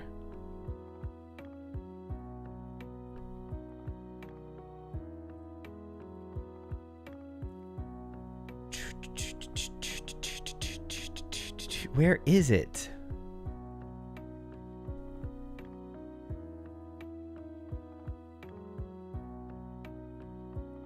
Okay, there we go. I read that one. Oh, there it is. King of Games 3. That's the one I wanted to talk about. Have you seen the Australian rating assess online activity? I saw Podcast Now's video talking about this. And it also says in-game purchases. My guess is that it is just talking about the fact that you can buy the deluxe pack even if you buy the regular version. That's my guess. I don't think there's any sort of hidden online mode that it's hinting at. I don't. I mean, it'd be awesome if there was. But yeah, so for those of you who haven't seen this, the Australian video game rating. Let's see if we can find this. Australian video game rating. I don't know what the name of their ratings board is. Okay, let's see if they have Hogwarts on the site yet. Yes, they do. Nice. Okay, Hogwarts Legacy, PlayStation 5. So yeah, again, they have a very different, so don't think M like our M in the US.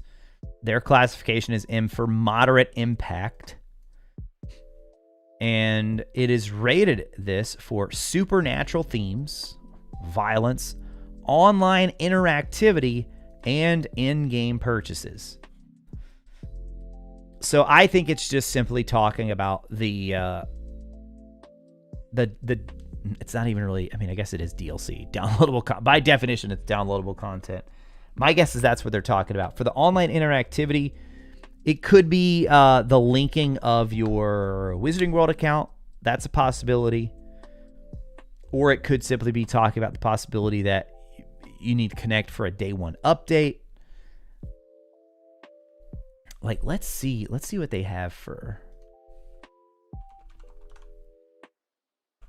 I want to see if they have this for other games. Is God of War Ragnarok really not in there yet? Okay, here we go. God of War multi-platform. Well, that's definitely not the right one. Rated G. What is this? Computer games.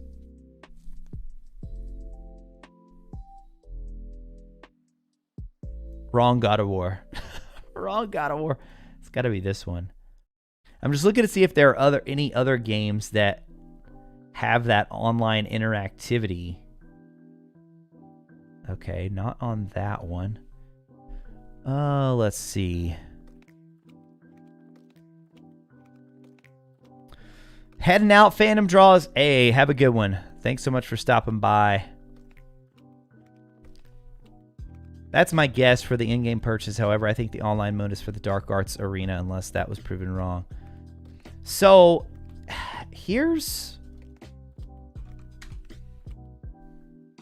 I feel like Chandler's answered this a lot. I really think they're trying to drive home, unless they're just wanting to completely surprise us.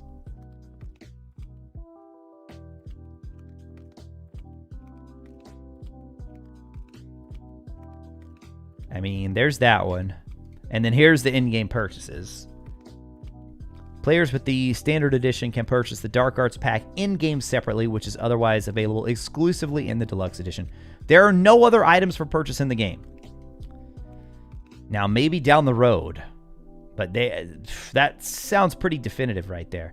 And then here you go right here. Does Hogwarts Legacy have online or co-op gameplay? Hogwarts Legacy is a single-player experience and does not have online or co-op gameplay. So I feel like that's pretty clear. I feel like that one's pretty clear.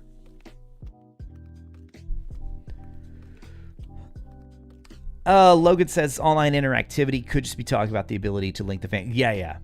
Yep. Podcast Now talked about that in his video, and I kind of think the same thing. What are we doing in the Dark Arts Arena? So, I think Dark Arts Arena is going to be like a training area. I'm still kind of working out exactly what I think it's going to be. Some sort of training area where you can practice spells, but I think it could also end up being that dueling club that they hinted at. So confused. Oh, Alicia, yeah, what are we doing in the Dark Arts Arena? Yeah, that's kind of my thought. Assuming it's a stage for the dueling club, yeah. Place where you can test combos against various NPCs, training challenge arena, yeah. Yep, that's where I'm at. That's what I'm thinking too. That's exactly what I'm thinking. Who is texting me at this hour? What in the world? Oh yeah, I was having to... By the way, Nintendo's customer support is awesome that you can chat with them. I was telling chat earlier and I got completely sidetracked. So my Switch, the left, you know, the Joy-Cons have always been kind of a big issue. They're faulty and they go bad very easily. So Joy-Con drift, they've had all kinds of issues with these Joy-Cons, but also from the snapping, like when it snaps into the system. So before, a couple of years ago, I had a problem with a Joy-Con. It wasn't being detected by the system. Or no, it may have been Joy-Con drift, or it may have been both. I can't remember, but whatever it was, send in the Joy-Con, they fixed it, no problems. Christy heading out. Christy, thanks so much. Have a good night, Christy. Thank you for being here. Now, my new problem is the Joy-Con's not being detected. So my kids or I will be playing for a while, and then out of nowhere, it'll think that the Joy-Con has been disconnected. So I thought, okay, maybe it's the Joy-Con. So got a brand new Joy-Con. Same problem. So I go online, read Nintendo's troubleshooting. They're talking about, you know, make sure you've updated the system software. Did you turn it off and turn it back on? Yes, I tried all these things. I even I took like a little Q-tip with alcohol and cleaned all in there. Took a can of compressed air, sprayed it all out, and it worked for like half a day. And then it started doing the same thing again. Just if you kind of like shift that left Joy-Con around a little bit, it becomes disconnected. So yeah, I'm going to have to send it in. So I was texting them earlier. I was like, what is this text that's popping up here at this hour?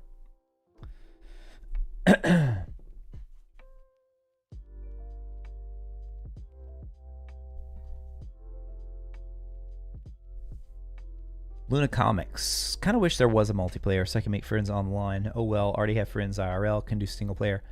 Yeah, that was kind of a big topic of great division and debate among fans before they confirmed it. I'm in the camp that I think it would be awesome as a separate add-on thing, much in the way that Ghost of Tsushima did it, not affecting the single player experience. Not something that's required, because you're right, there's so many of us who want a bit more of a social experience, something that we can do together, something that we can hop on with friends and play. And it just, I mean, Hogwarts Legacy isn't that kind of game. They're doubling down. They're just, I mean, it's something like The Witcher. It's something like the Elder Scrolls Skyrim, not Elder Scrolls Online. It's Elder Scrolls Skyrim instead. So that's what they're doubling down on. And I mean, on one hand, I really do. I appreciate the focus from them. I do. I appreciate that they're saying this is what we're making. Like, this is what we're focusing on. And who knows? I mean, I know Andy is thinking, even though they're saying this, Andy thinks that at some point, maybe they still might down the road. I definitely think it would be successful. I do, if they ever decided to do it. But then at the same time, it's like, wouldn't you rather have just a second game, you know, more story stuff? Yeah, Ghost of Tsushima did it very well. It didn't affect the single player experience at all. You still got a complete game, and then they dropped it for free out of nowhere when nobody expected it. Torchlight 2, I haven't played those. Elwin, Torchlight 2 and 3 did it pretty well. Enhances the experience. Not needed in order to play. Zodiac, what's up? Miss anything big? Nah, not so much. Not too much going on tonight. We got a T for T rating confirmed from Hogwarts Legacy. The official website has confirmed that. But that's really all the news that we have. I'm going to check their Twitter, just make sure they haven't... So they updated it here, rated T for teen.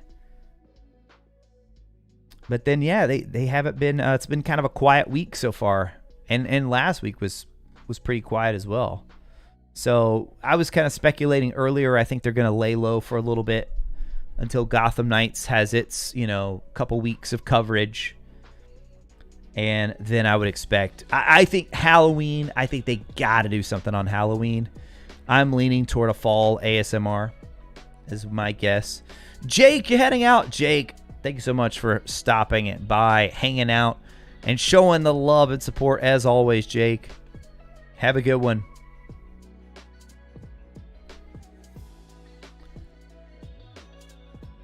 Do we know the full size of the map, Katrina? Pretty close. From Wife Wants a Wizard did a map, and there have been some other videos online looking at kind of how big the map will be. It's big. It's big. It should be a pretty big game. They did multiplayer for Mass Effect 3, Dragon Age 3 the same. Didn't affect the game at large. Right. I jinxed it last week. What did I say last week? That we've been getting so much. Honestly, like I'm okay with a little bit of time to catch our breath. I am. I feel like things have just been flying by, you guys. It's going to be here. I know we've been waiting so long, but it's going to be here before you know it. It's going to be here before you know it. And just trust me, I think it was James Expecto Go. I think there was somebody I heard talking about this, and I couldn't agree more. Like, enjoy this time of anticipation, because it'll, like, there will never be another time like this. Like, maybe a sequel comes out and we get to have this sort of thing again. But since the release of the books, man, this is like as close as I've been able to get to that feeling again, leading up to a book. So for those of you who read the Potter series growing up, you know what I'm talking about. Like, the time between books was some of the most fun because you had so much speculation. You had so many theories and discussions, and like that was when internet message boards were really taking off. My first ever podcast, I'm gonna show my age here, you guys, that my first ever podcast was my car at the time. It had a CD player, but it didn't have any sort of MP3, any sort of what's the auxiliary connector. It didn't have any of that. No Bluetooth, nothing. So the first couple of podcasts I ever listened to was MuggleCast, and I would burn the CD in my college dorm room. I would burn the CD of an episode or two. Sometimes I could fit 2 episodes of MuggleCast and listen to those CDs until then. I had my dad had an iPod Shuffle that he didn't want. He gave it to me, and so then I started using that to listen to them. Hey, yeah, Logan talking about MuggleCast right there.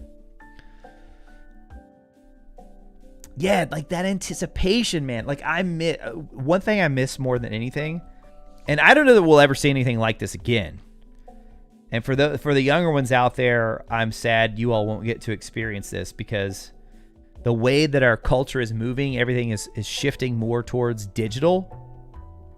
And the midnight launch parties were just something special, man. They were something special. And I don't know, man. Like I get sad thinking about it because I'm like, there needs to be more things like that out there, even if it's not Harry Potter, something. And so now it's like, I mean, yeah, like let's say new Stranger Things season, whenever that it's online. You know, we don't go anywhere and hang out as a group. New video games now. You preload them onto your system, download them at midnight. They're ready to go. Or you have them show up at your doorstep. I mean, it's just weird. I feel like and in a lot of ways it's all more convenient, but there are some things that are just like, I really do. Leaky Cauldron. Oh yes, Elwin. I have some pictures of I went to one of the live Pottercast episodes in their Summer of 7 tour. They went to so many different cities. And I went to one of the live shows. I actually won. At all their live shows, they would do a spell game. Or a lot of their live shows, they would do a spell game where when I did it, they had us in pairs. So it was like 2 versus 2. So it was me and another. I can't remember if she was also a Gryffindor or if she was a Ravenclaw. But it was like 2 on 2. And so it was like the dueling game. So we would duel, but it was like, how many spells could you recall from memory? So I got picked, and me and this lady go up there, and we won. But it was, you just like go back and forth, how many spells you can name, and you can't name the same one twice. But stuff like that, dude, it was so fun. So much fun. And so I feel like that, like this weekly conversation, this is all part of that. It's part of the lead up. And once the game's out, yeah, it'll be awesome. And hopefully they'll announce a sequel, and we'll get to do all of this over again. But just make sure you stop and enjoy this time too. Make sure you appreciate all of this as well. Know how you feel the anticipation relating to the books. Well said. Hey, thanks, Bradley. Yeah. Noob says it'll probably fly by. I forgot what date it was. A few days. Next thing, it's your birthday. The hints, the clues. Oh my gosh, right on J.K. Rowling's website. Yes. And the release of the book 7 title, because we didn't know the title for a while, and there was this little game. J.K. Rowling's old website was awesome. In the lead up to Harry Potter, there were all these little clues that would be hidden on there. And whenever the door would open, like the door would have a do not disturb sign on it. But whenever the do not disturb sign disappeared, everybody knew, like, oh my gosh, there's a way to unlock this door. And it was always something you had to do on screen, something you had to interact with to get that door open. Oh, you're taking me back, Elwin. Man, so many good memories. And then the MuggleNet guys, they put out the book Who Lives, Who Dies, Who Falls in Love, and How the Story Finally Ends, or something like that. It was like a book of predictions. And then Melissa Anelli of The Leaky Cauldron wrote a book called Harry, A History, which is kind of a fun look back at the fandom, if you ever want to relive some of that. Man, I'm getting so nostalgic. It's so sad that it's all done. Always released in the summer, which is your birthday. Oh yeah, the parties, they were so fun. Right, movies too, Jay Rossi. Yeah, movies have they're in an interesting spot too. That was, I think, spurred on even more as a result of the pandemic. But yeah, like movies, I did a couple midnight launches for movies, and those were fun too. But like having that many people show up for the launch of a book, that was something truly epic. That was something truly epic. And I'll never forget, one of them I was on vacation with she was my girlfriend at the time, now my wife, but I think it was the last night before we came back home for vacation with her. It was, we were with her family. And she had never been, I don't think she'd even read the books at that point. I'm trying to remember, because at some point I got her to read. I finally convinced her to read the books, and she loved them, of course. but I can't remember. I don't think she had read them yet at that point. But I took her with me. Like, she went with me, and I was like, you just don't know. You just don't know how epic this is going to be. She was not prepared. The one we went to, it was for book 6's release, and they had partnered up with the zoo, and they had animals in there. All sorts of Harry Potter themed snacks and beverages. Are they really doing a reread right now, Logan? Oh my gosh. Is it like it's not the old school crew though, right? Is it a new crew? All right, let me see how many of the original.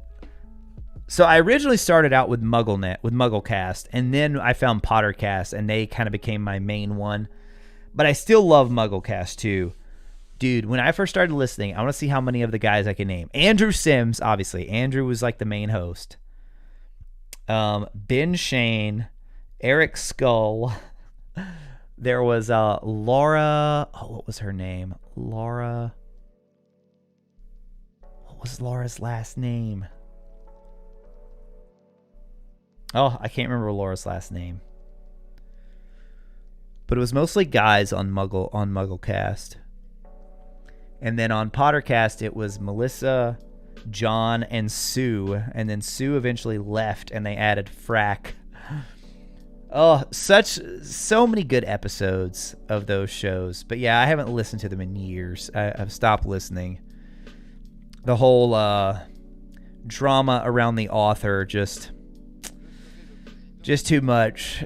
Just too much with all the author drama. It's sad, you know, regardless of how you feel about that whole debate. It definitely ripped the fandom. That's for sure. That's for sure. But fortunately, we can all still, you know, we can all still come together and appreciate the series for what it is, and especially with something like Hogwarts Legacy. All right, hold on. I'm catching up on these comments now. I can't believe they're doing it chapter by chapter now, though. That's awesome. Movie midnight releases, aka Avengers Endgame. So jealous. That would have been great. Oh, it was so good. It was so fun. Like, I know they probably didn't feel like celebrities at all, but I was a bit starstruck. They felt like celebrities to me. Like, at that point, Melissa had... I think that's after she had met J.K. Rowling at that point. It's like, you've been in the presence of... You were in J.K. Rowling's home. I think she actually got to interview her at her house before book 7 or something. I knew I've been going to a game store and playing Yu-Gi-Oh! Card games for a while. Just meeting people there that have the same sort of interest is amazing. Retro shows up in his spells shirt, right? To play the spells game. No, that shirt didn't exist back then, actually. I did wear a Gryffindor shirt, though. I did wear a Gryffindor shirt. Nico, I would have dominated that game. Elwin, I already sense a sassy response. No, I would have won. The unofficial mystery guide to Harry Potter was awesome. Was that the MuggleNet book?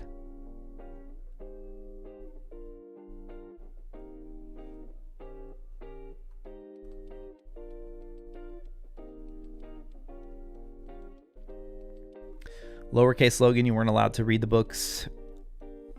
Yeah, I mean, I don't like to say I'm religious because that word has so many negative connotations, but I am, my faith's very, very important to me and always has been. I'm a person of faith, and growing up, my mom initially was like, because, there was that time where it kind of caught, it just like went crazy. Everybody was talking about it from all different angles, like just the phenomenon. And then there were some people like, hey, is this promoting witchcraft? The whole banning of books thing, which is kind of coming back. It's funny how the ban books thing, man. As working at a library, we deal with this a lot, but it's all sides. All political sides are affected by this, and a lot of times they don't even know that all the sides are. Like right now, any books with like gender identity, that sort of thing, those are among the most challenged. But then you also have books like the Bible that are among the most challenged. You have To Kill a Mockingbird, some of the most challenged. So it's like people can find any little thing, and technically they're not even banned. That was a phrase chosen by libraries years ago to basically say that, you know, if you have them removed from libraries, yes, people could still buy them, but they are effectively banned because that is preventing certain groups of people from being able to check out the books because they can't afford to buy them. But anyway, your comment, Logan, got me thinking. Yeah, and so my mom, like, I grew up in a very religious home, and so she's like, okay, I'm gonna check this out. But my mom's a big reader, so she read them and she was like, oh my gosh, this is crazy. These are awesome. She loved them. She thought they were great, so she didn't have any problem at all. But yeah, that whole, oh man, that was just way overblown. Way overblown. Which again, like looking back on it now, I don't really think it was as big of a deal, like in terms of the ban Harry Potter stuff. I feel like it was just a very loud minority of people. Very loud, small minority, I feel like. But because they're so loud, it affects, a lot of parents are like, what? I don't want my kid reading. It promotes witchcraft? Are you kidding me? Top 10 regrets. Oh, no, don't. You finally, hey, you still got to experience them when you were 18. But yeah, I wish, I'm glad my mom took the time to just be like, okay, I'm going to read this. And see what it's all about first. But yeah, she loved them too. She absolutely loved them. For me, the books just breathe so much life into the world, like the Order of the Phoenix movie versus... Oh, yeah.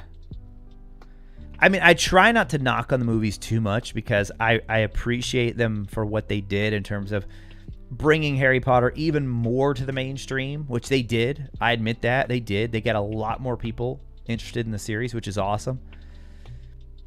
And in some way, like I do feel like they captured the spirit. I gotta give them credit for that. They captured the spirit. But then there are so many areas where they missed. They just missed the mark. And I have to almost consider it not a separate series, but I mean it's a separate interpretation in my head. Like that is one version of the story of the story of Harry Potter, and then there's the version that's in the books, which that is my primary version. That is my primary version. Right now it's Laura T. Micah Tannenbaum, or Tannenbaum. Dude, Micah had a broadcasting voice from, I don't know how old he was when he first started, but he had a broadcasting voice ready to go from the beginning. I can't believe that it's a lot of the same crew, though. That's crazy. I might have to check it out sometime if they're doing a reread.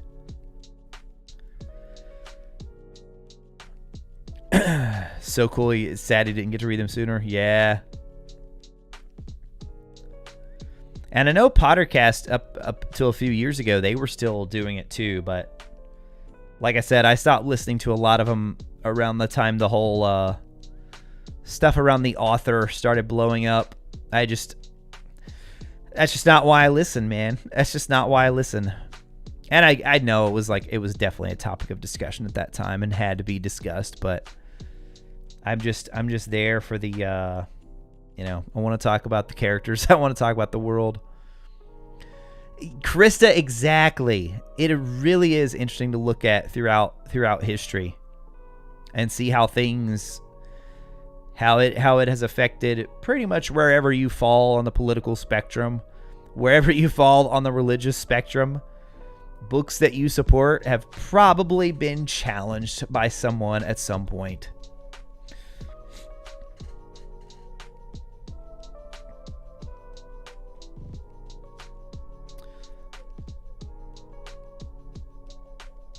Comment about Dementors.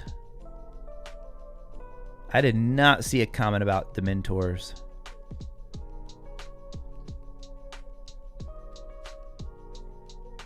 Hold on, that was from Ryan. Let's see if I can find it.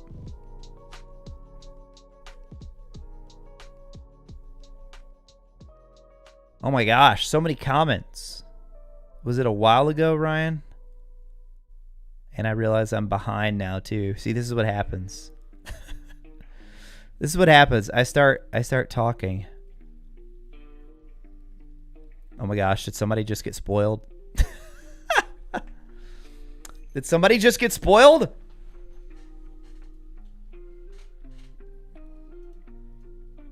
Yes, Arbalect. I follow the teachings of Christ. I do. I do not like to say, even the word Christian contains so many negative connotations nowadays, because a lot of people,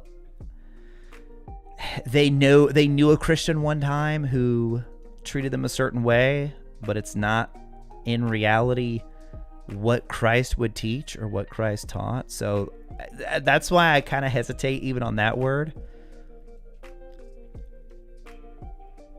My mother could never get into books or understand how people could get so into them. When Sirius, when something happened to Sirius in Order of the Phoenix, I bawled my eyes out in the living room and she thought I was physically hurt. Yeah, the Potter books are an emotional roller coaster. They are. I'm trying to think. It takes a lot for me to cry. It really does in books or movies. It's very rare. Very, very, very rare. I got teary-eyed at the end of Return of the King. And that might be it in terms of movies. And then reading the Potter books, I got teary-eyed. Close your ears if you haven't seen the seventh movie or read the seventh book. Close your ears for about 15 seconds. Don't want to spoil anybody. Apparently, we had some people earlier, Elwin, who were saying they were reading the books and had never read them. So I don't know if they were joking about the serious comment or not, but come on, guys. It's been how many years at this point? But the Dobby one got me pretty teary-eyed too in book 7. That one got me. But yeah, just in terms of like straight up bawling, it takes a lot. Oh my gosh, a more recent movie that Coco got me pretty close, and then I was watching Onward, which, as a father to 2 boys, if you've seen that movie, I mean, it's not the best Pixar movie, but I will forever love that movie because I'm a dad to 2 boys, and just so many parts of that movie. Oh man, they get you right in the heart on that movie. Your cousin used to think you were a real wizard because of the books. Had candles in my room and he assumed.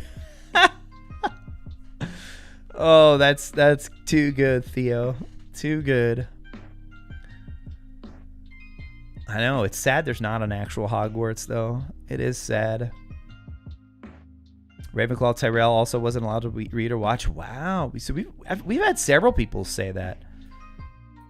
Once I watched the movies, like, okay, I need to read them. And right, like in terms of like the degrees of problematic content out there, Harry Potter is like low on the totem pole.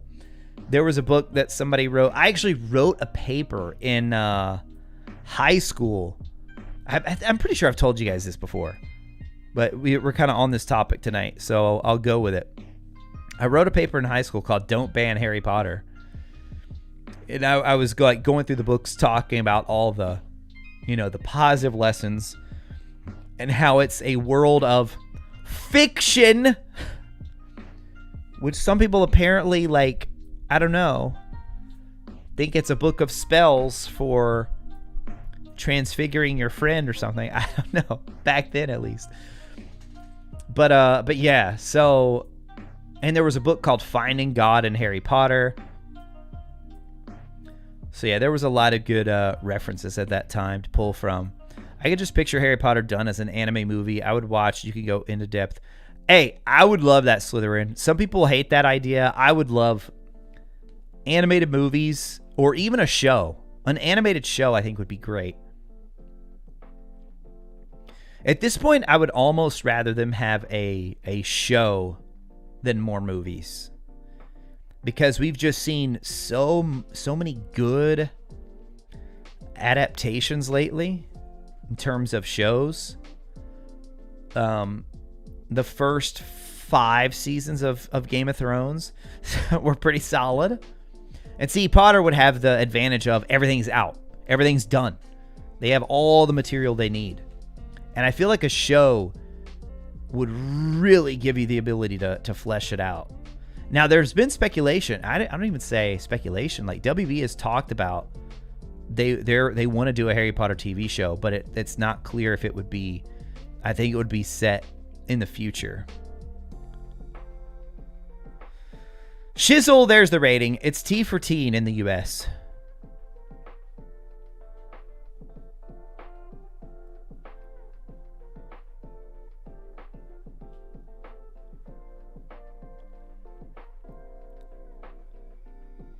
I agree, Tom. Yep. Read the books first if you can. Definitely read the books first if you can. For me, I had to read the book before I could watch the movie, which honestly was better, but I wanted to watch the movies ASAP. Got to see Half-Blood Prince and Deathly Hallows in theaters, though. Hey, Deathly Hallows, I went to see that one at midnight, and the theater I was watching it at, they showed part 1. You could go early and watch part 1, and then just like lead right into part 2. Oh, it was so good. It was so good. Hey, Jay Rossi heading out. Jay Rossi, thank you so much for hanging out with us. Spending time here tonight. Have a good one. Hot take, maybe, but I did enjoy Goblet of Fire movie, even though I missed out on a lot. Okay. Goblet of Fire has a lot of problems as a movie, I admit. I'm pretty sure I've said this before too, but the thing that Goblet of Fire nailed was the graveyard scene. It was so good. That was like of all the scenes in Goblet of Fire that you had to nail, that was the one you had to nail. They nailed it. So I at least give them credit for that. I give them credit for that because they did nail that.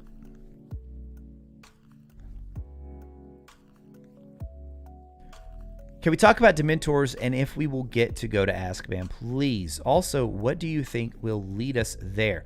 Okay, yeah, so my video today, the video that went up on the channel today, if you guys haven't checked it out, here it is, this one right here. The Horror of Hogwarts Legacy. Thought this would be a fun one leading up to Halloween. Evil and Dark Magic. So, I do think we will see Dementors at some point. I do. I mean, they're on the cover of the deluxe edition. They were in the first trailer. And if we're going to see Dementors, unless they're coming to Hogwarts again, which is possible, I think we have to go to Azkaban at some point.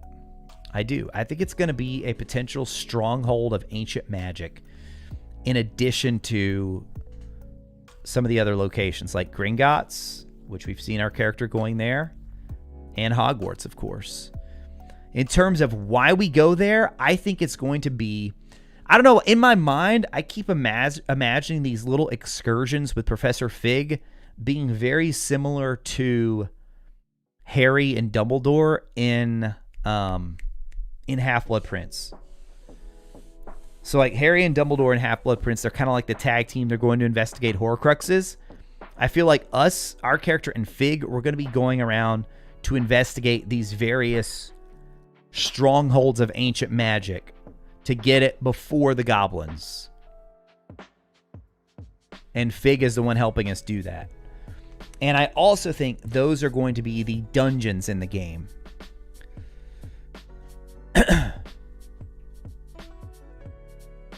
So I think, yeah, I think Azkaban is going to be a dungeon. Now, why we go there? Yeah, I don't think it'll be like in prison or anything. Maybe there's someone that is in prison that we have to go and visit or talk to. But I think it will more be along the lines of us going to investigate along with Fig or someone else, going to investigate some sort of ancient magic that could potentially be there. That's my guess.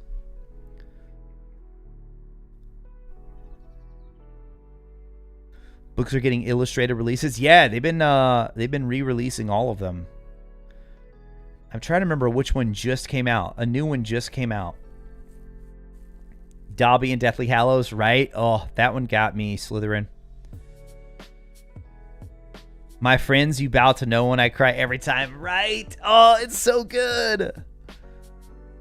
I watched that movie in theaters with a friend from high school, and both he and I were like trying to be all manly in front of each other, you know, like. And then after the fact, we were both like, we admitted to each other later, like, dude, I was teary-eyed right there. And he was like, me too. Oh, JP takes a lot for me to cry in real life. Good books and movies. Oh, interesting. Oh my gosh, I am so far behind in chat. My apologies. You guys are just... I'm just now getting the comments of you all. When I said Coco. Encanto's another good one, Nico. Yes. The Dobby scene is really well done in movies as well. You're right. I've not seen Hamilton, Feathers. Obviously heard a lot of good things. Okay, Nathan was joking. I thought Nathan was joking about the spoilers. I was hoping anyway.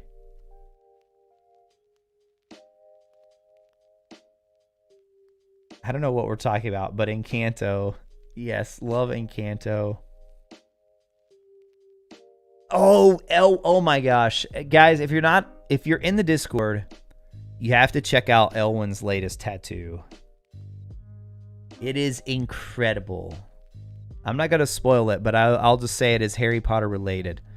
She commented in the chat her next tattoo on her other arm is going to be all Disney sleeve of iconic movie icons and images. Coco is definitely the design. Oh, that's awesome.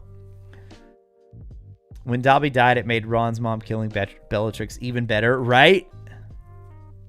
Indeed. Colin Creevy in that book actually made me tear. Oh, right. Right. Jason, I can safely tell you HB has nothing to do with magic in the real... Right? Right? Exactly, dude. Love to see a good show. I think they could pull it off. A show on the Marauders would be awesome. Like, they could... There are so many different paths they could take it, you know? They could go pre Harry Potter Day, like Hogwarts Legacy's doing. They could go... I mean, I'd love to see something to erase Cursed Child, like Harry as an adult being an Auror. An Auror. Hold on, not Auror. Auror. It still sounds so weird every time, you guys. It sounds so weird. But a Marauder show would be cool too. Or something way into the future. Like the Hogwarts Mystery timeline. That one would be cool too. That's like before... Nah, that one might not be... Because that one's set after Harry Potter's born, but before he gets to Hogwarts. So then you have a lot of familiar characters there, especially in terms of the teachers.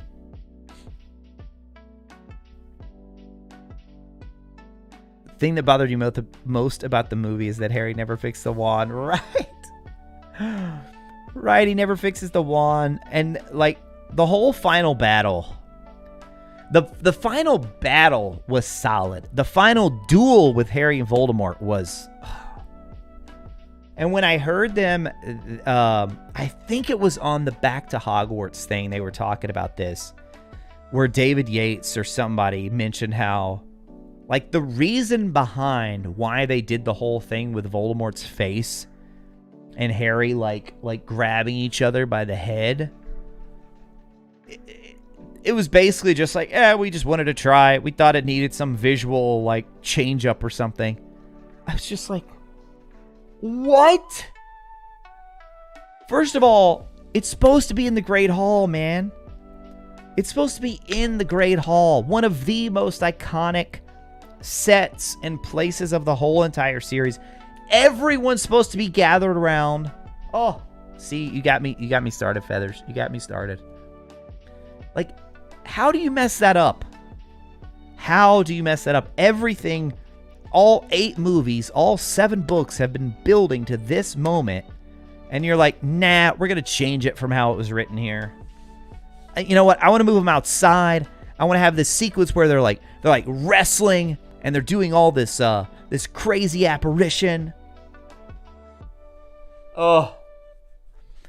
But more than anything, what bugs me is that everybody wasn't watching. Everybody wasn't watching. They were all supposed to be gathered around. It was like everything else stops.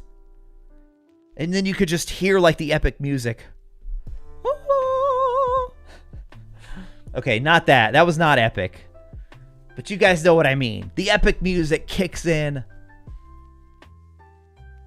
And they just honestly, the best scene in 7 was probably part 2 was probably Neville's speech. Like, see, if you're going to change something slightly, that's how you do it, man. That's how you do it. Have Neville give that epic speech. And if you just read it out loud, it sounds a little cheesy, yeah. But when you watch it in the books, when you watch it in the heat of the moment in the movie, it's so good. I get chills every time I watch it. I do. And the music in that scene is perfect. Voldemort's return in the graveyard scene. Yeah. They nailed that. They nailed that part. I remember reading that. When I was reading that scene, dude, I was legit terrified. And Harry, just like the frantic nature, she did such a good job writing that section of like the 14-year-old boy. He's just frantically thinking like, please, like, let him drown. Like, maybe it drowned, maybe it drowned, maybe it drowned. Please let it drown. There's only one HP movie that has an after credits scene. It's Chamber of Secrets. And it's kind of a throwaway after credits scene, right? I know Chamber of Secrets for sure has one, Gabe. I don't know if there are any others, but it's the Chamber of Secrets. It's like a Lockhart thing. Just a funny little Lockhart scene.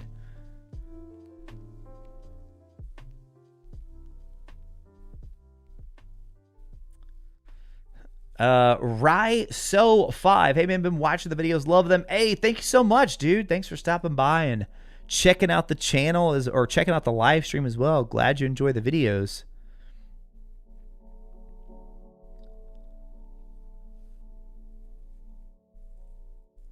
Yeah, you're right, Ryan. Like, we saw them in the first trailer, then the cover of the deluxe, and then nothing. But yeah, they wouldn't have put them on the cover if they weren't going to be in. Like, after that first trailer, I still think they could have, maybe they got scrapped. But then when you put them on the cover of the deluxe, they're definitely going to be in. Hey, kid, want to go on a field trip to Azkaban? Right? The only reason they would go there, the only 2 possibilities I can think of is if it's something related to us visiting a prisoner or us, in fact, getting thrown in Azkaban, which I don't think it's that. I think we have to go because we're the only one who has that ability to detect the ancient magic. That's what I think.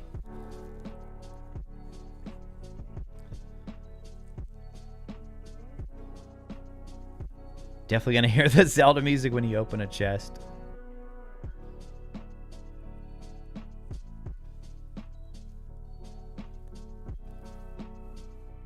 Oh my gosh, I'm behind again, dude. You guys are just so good about bringing up good conversations to talk about. All right, hold on. I'm going to get caught up here. You guys are asking Gabe which movie. Never full-on cried from a book or movie. Watched Black Panther a couple days ago. Shed a few tears. Right? That one hits home even more. Or you talk about... The new one's not out yet, is it? You're talking about the first one? That one hits home a little bit even harder because of Chadwick. Elwin, you have so much power now. Even more power than Retro. So were you not a fan of Rings of Power? Because I've actually heard, like, there was that initial, seemed like everybody hated it, and then the kind of the next wave of feedback I heard is everybody being like, no, this is actually pretty good. Most people I've seen actually ended up enjoying Rings of Power. I've only seen the first 2 episodes. It's a little slow right now, but I don't hate it. I feel like the rage of disappointment was a little bit overblown. But again, I haven't seen it all yet, so I can't say for sure. Jim Dale says or. Well, Bradley, this is a little bit of an inside joke from a in one of my videos. I said "aror," and people just like, and all the negative comments that I've ever received on YouTube, of all the videos I've ever made, I think that one has been by far the most.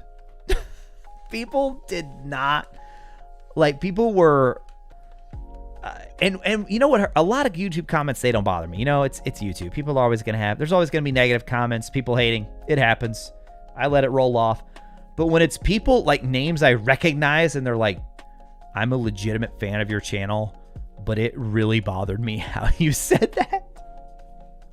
It's like, I'm so sorry. I'm so sorry. But yeah, the correct pronunciation is order. But the problem is the way we Americans say our R's. Like, it sounds so much better when a British person says it. So I can, like, aura. That's how it should sound. But with the way we pronounce our R's, it's order, and that just sounds so wrong to me. So I always try, every time I see it when I'm pronouncing it, I really try and sound, I'm like, auror. I think auror sounds better than order. But the way that a British person would say it, aura sounds better. So there you go. And I'm sure Jim Dale, it sounds wonderful with Jim Dale's accent.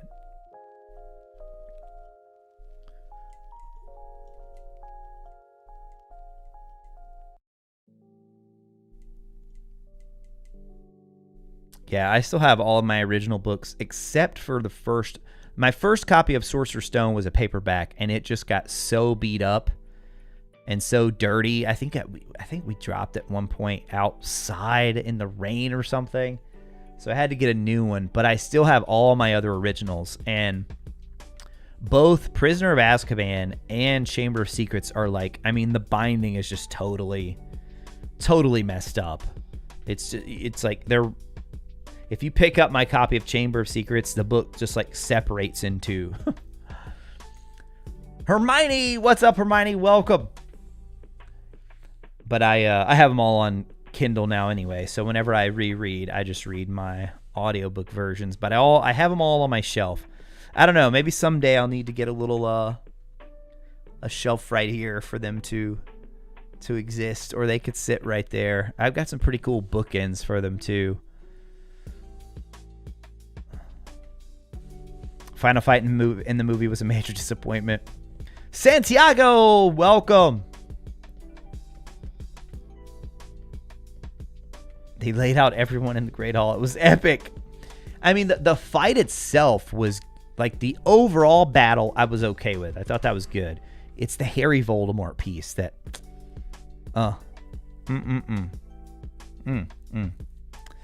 Imagine Neville gives his speech, Voldemort just uses vodka on him.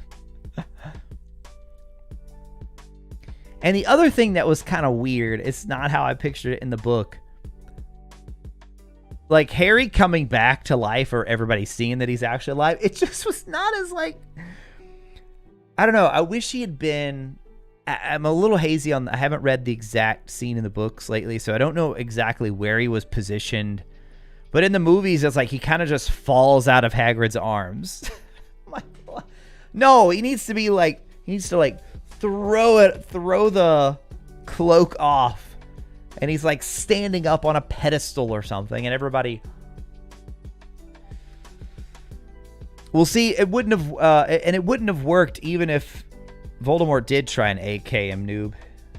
It wouldn't have worked at that point.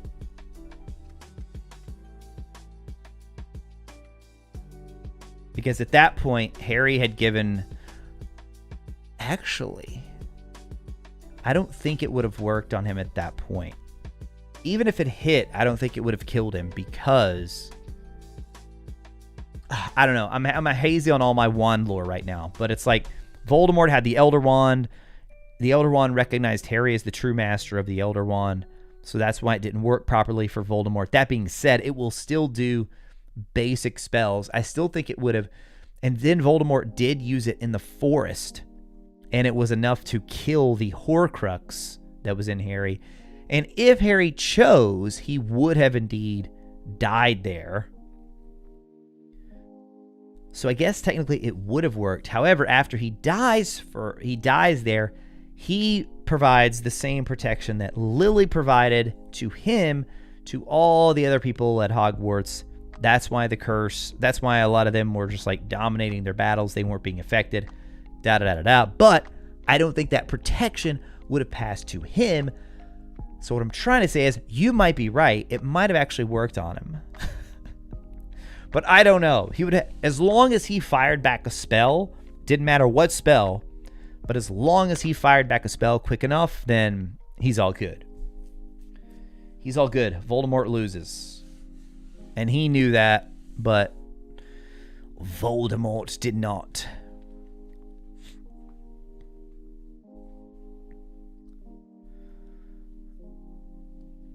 Da-da-da-da-da-da. See, I can't even talk, man, and then I lose my place. Okay, there we go. Hits them all with the I don't like long speeches. It's the only scene that has Gilderoy Lockhart on a book with him in a straitjacket, though I don't know how a straitjacket is in the Wizarding world. Oh yeah, the deleted scene, or the after credits scene. True, Feathers, we don't know for sure, but I think it's almost 90% sure that that is Azkaban. But you could be right. I mean, it could be somewhere else.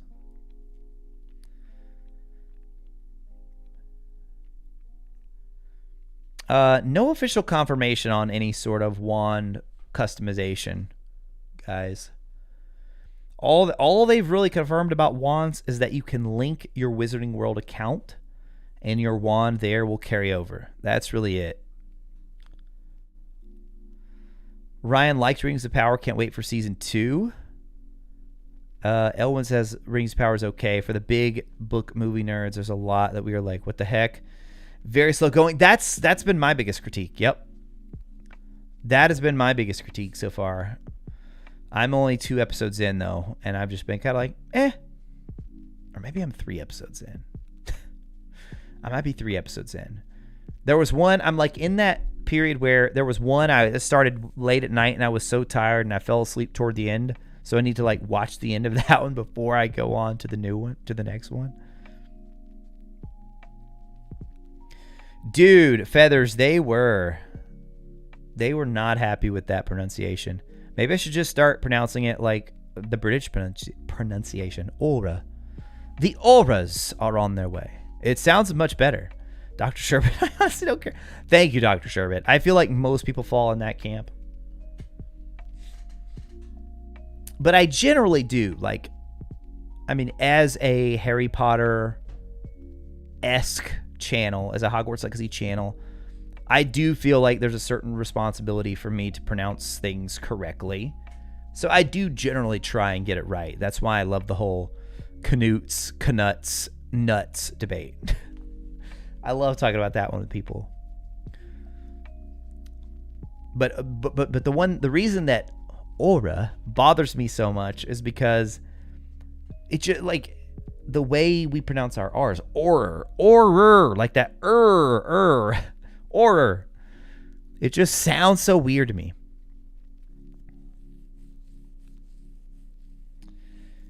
EB Games Australia keychain pre-order announced some time ago. What is the keychain, Gabe? I remember seeing this, but I don't remember what the keychain was. And we still have never gotten anything else on that Amazon France and Germany, I believe. The hat, the wizard, the hat, the wizard's hat that you get. And I've not seen any official confirmation on that. It's so strange. No, your dog got a hold of the Goblet of Fire hardback. Yikes.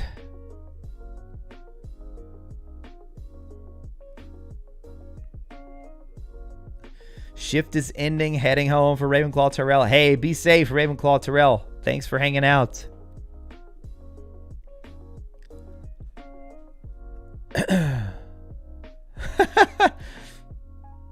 I mean, I think any spell would have worked. I do. I think any spell.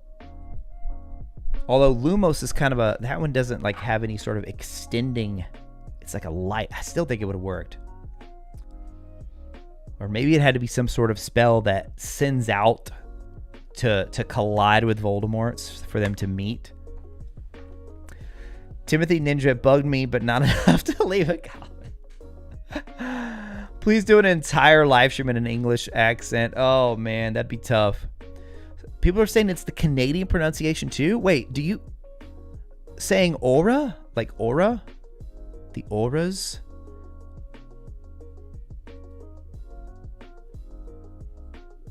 Like, see, JP Ravenfire, what you just posted there, I have no idea how to pronounce either one of them.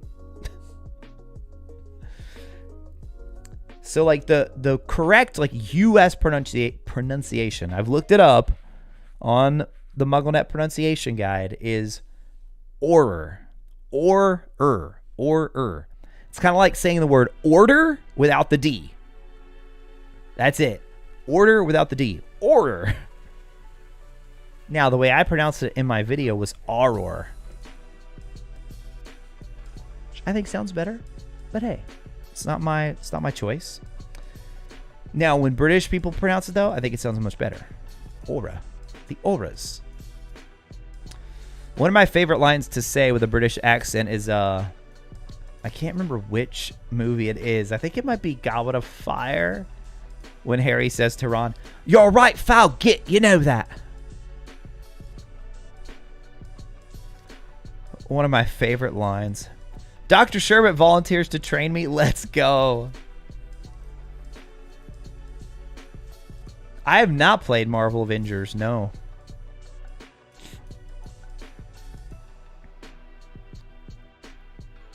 Oh, you sent a picture of the keychain? Oh.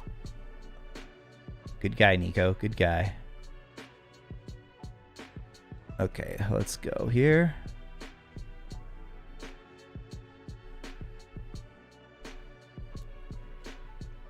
Oh, not a DM.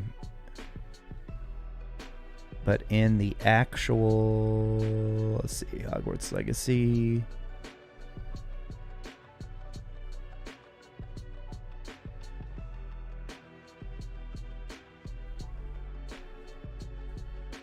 Wait, why can I not find it?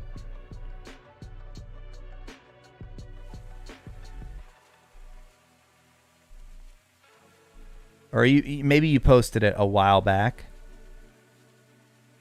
Oh, wait. Okay, you just DM'd me. There we go.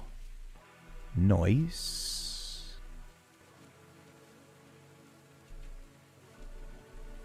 Thank you, sir. Thank you. Thank you. Oh, dude, that is pretty cool. I like that. They haven't announced anything like that for the US. My dog's whining to go out. It's about time to wrap it up anyway here. I know, right? That's pretty sick. Dude, we in Canada follow a lot of the UK English spelling and pronunciations. How have I never known this?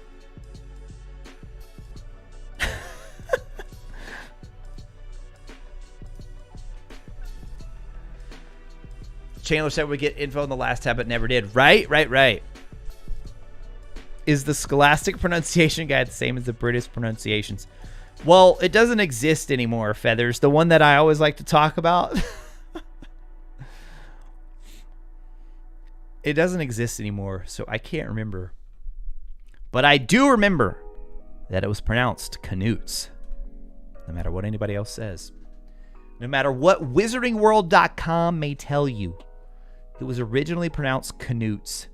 But now they say the correct pronunciation is Canuts. That's right. That's right. Every time I say that, somebody in the chat is just like...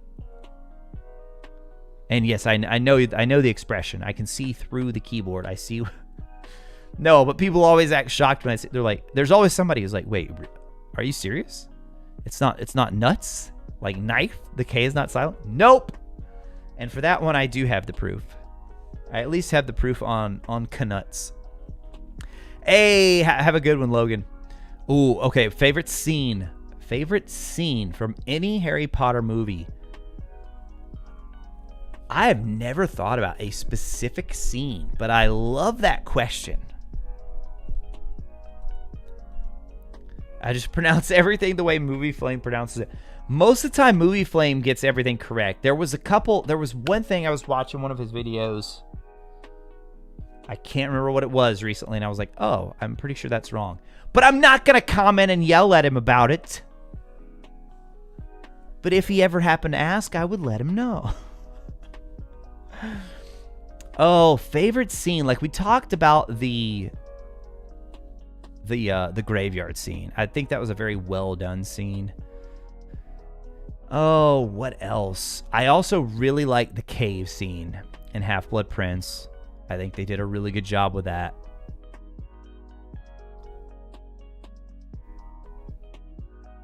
Us Canadians spelling words with an unnecessary U.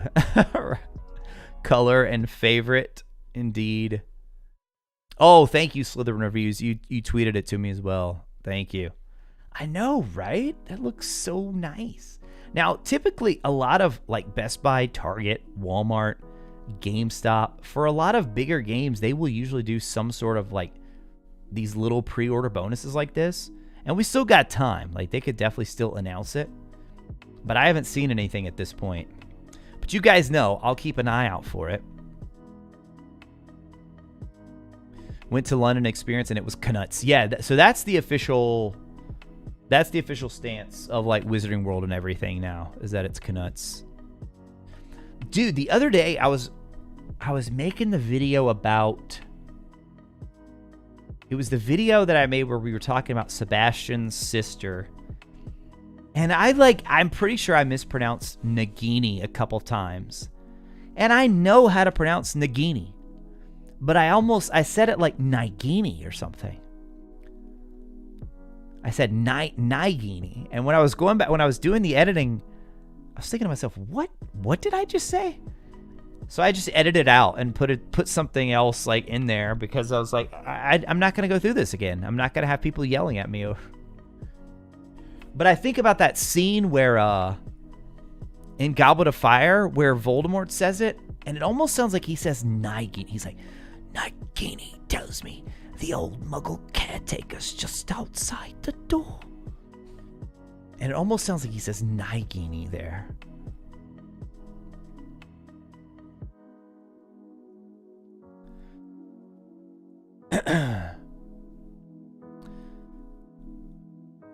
You remember that? You didn't comment on it either? Wait, I thought I edited that one out.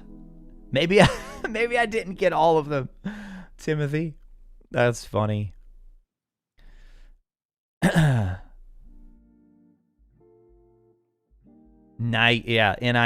Nagini. Yeah, it's just Nagini. Right? Right? It's Nagini. Nagini? Nagini. Pronounce the word bagel as bag. Oh my gosh, that got me, Owen. Nagini. The Dark Lord and his snake. Nagini.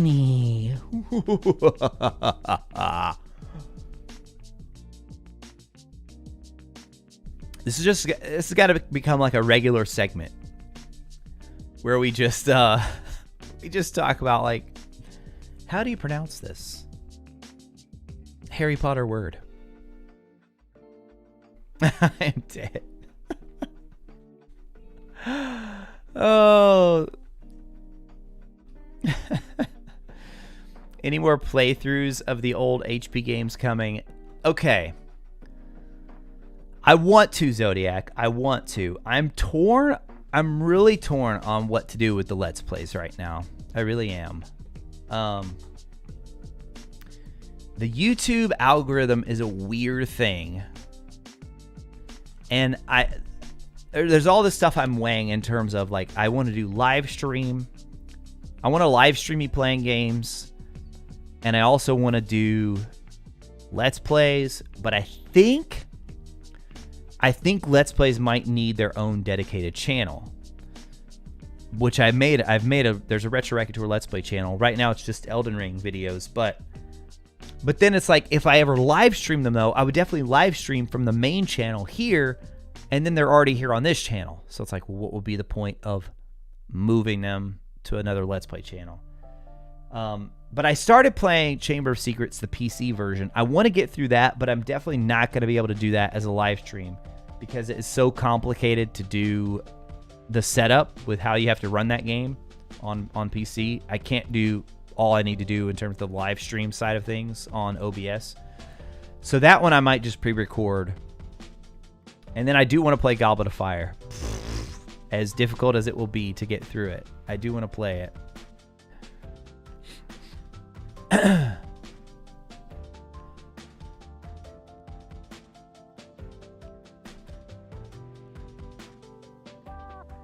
About Nagini, the first time I saw it as a text and I said, Nagini.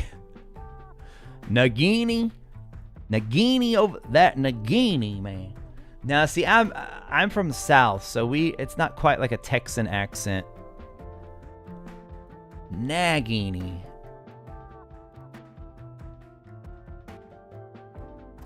I know. I see it. Like I feel like we need to do more gameplay live streams for sure, Elwin. That one in particular though is problematic, just because of how it runs in Windows.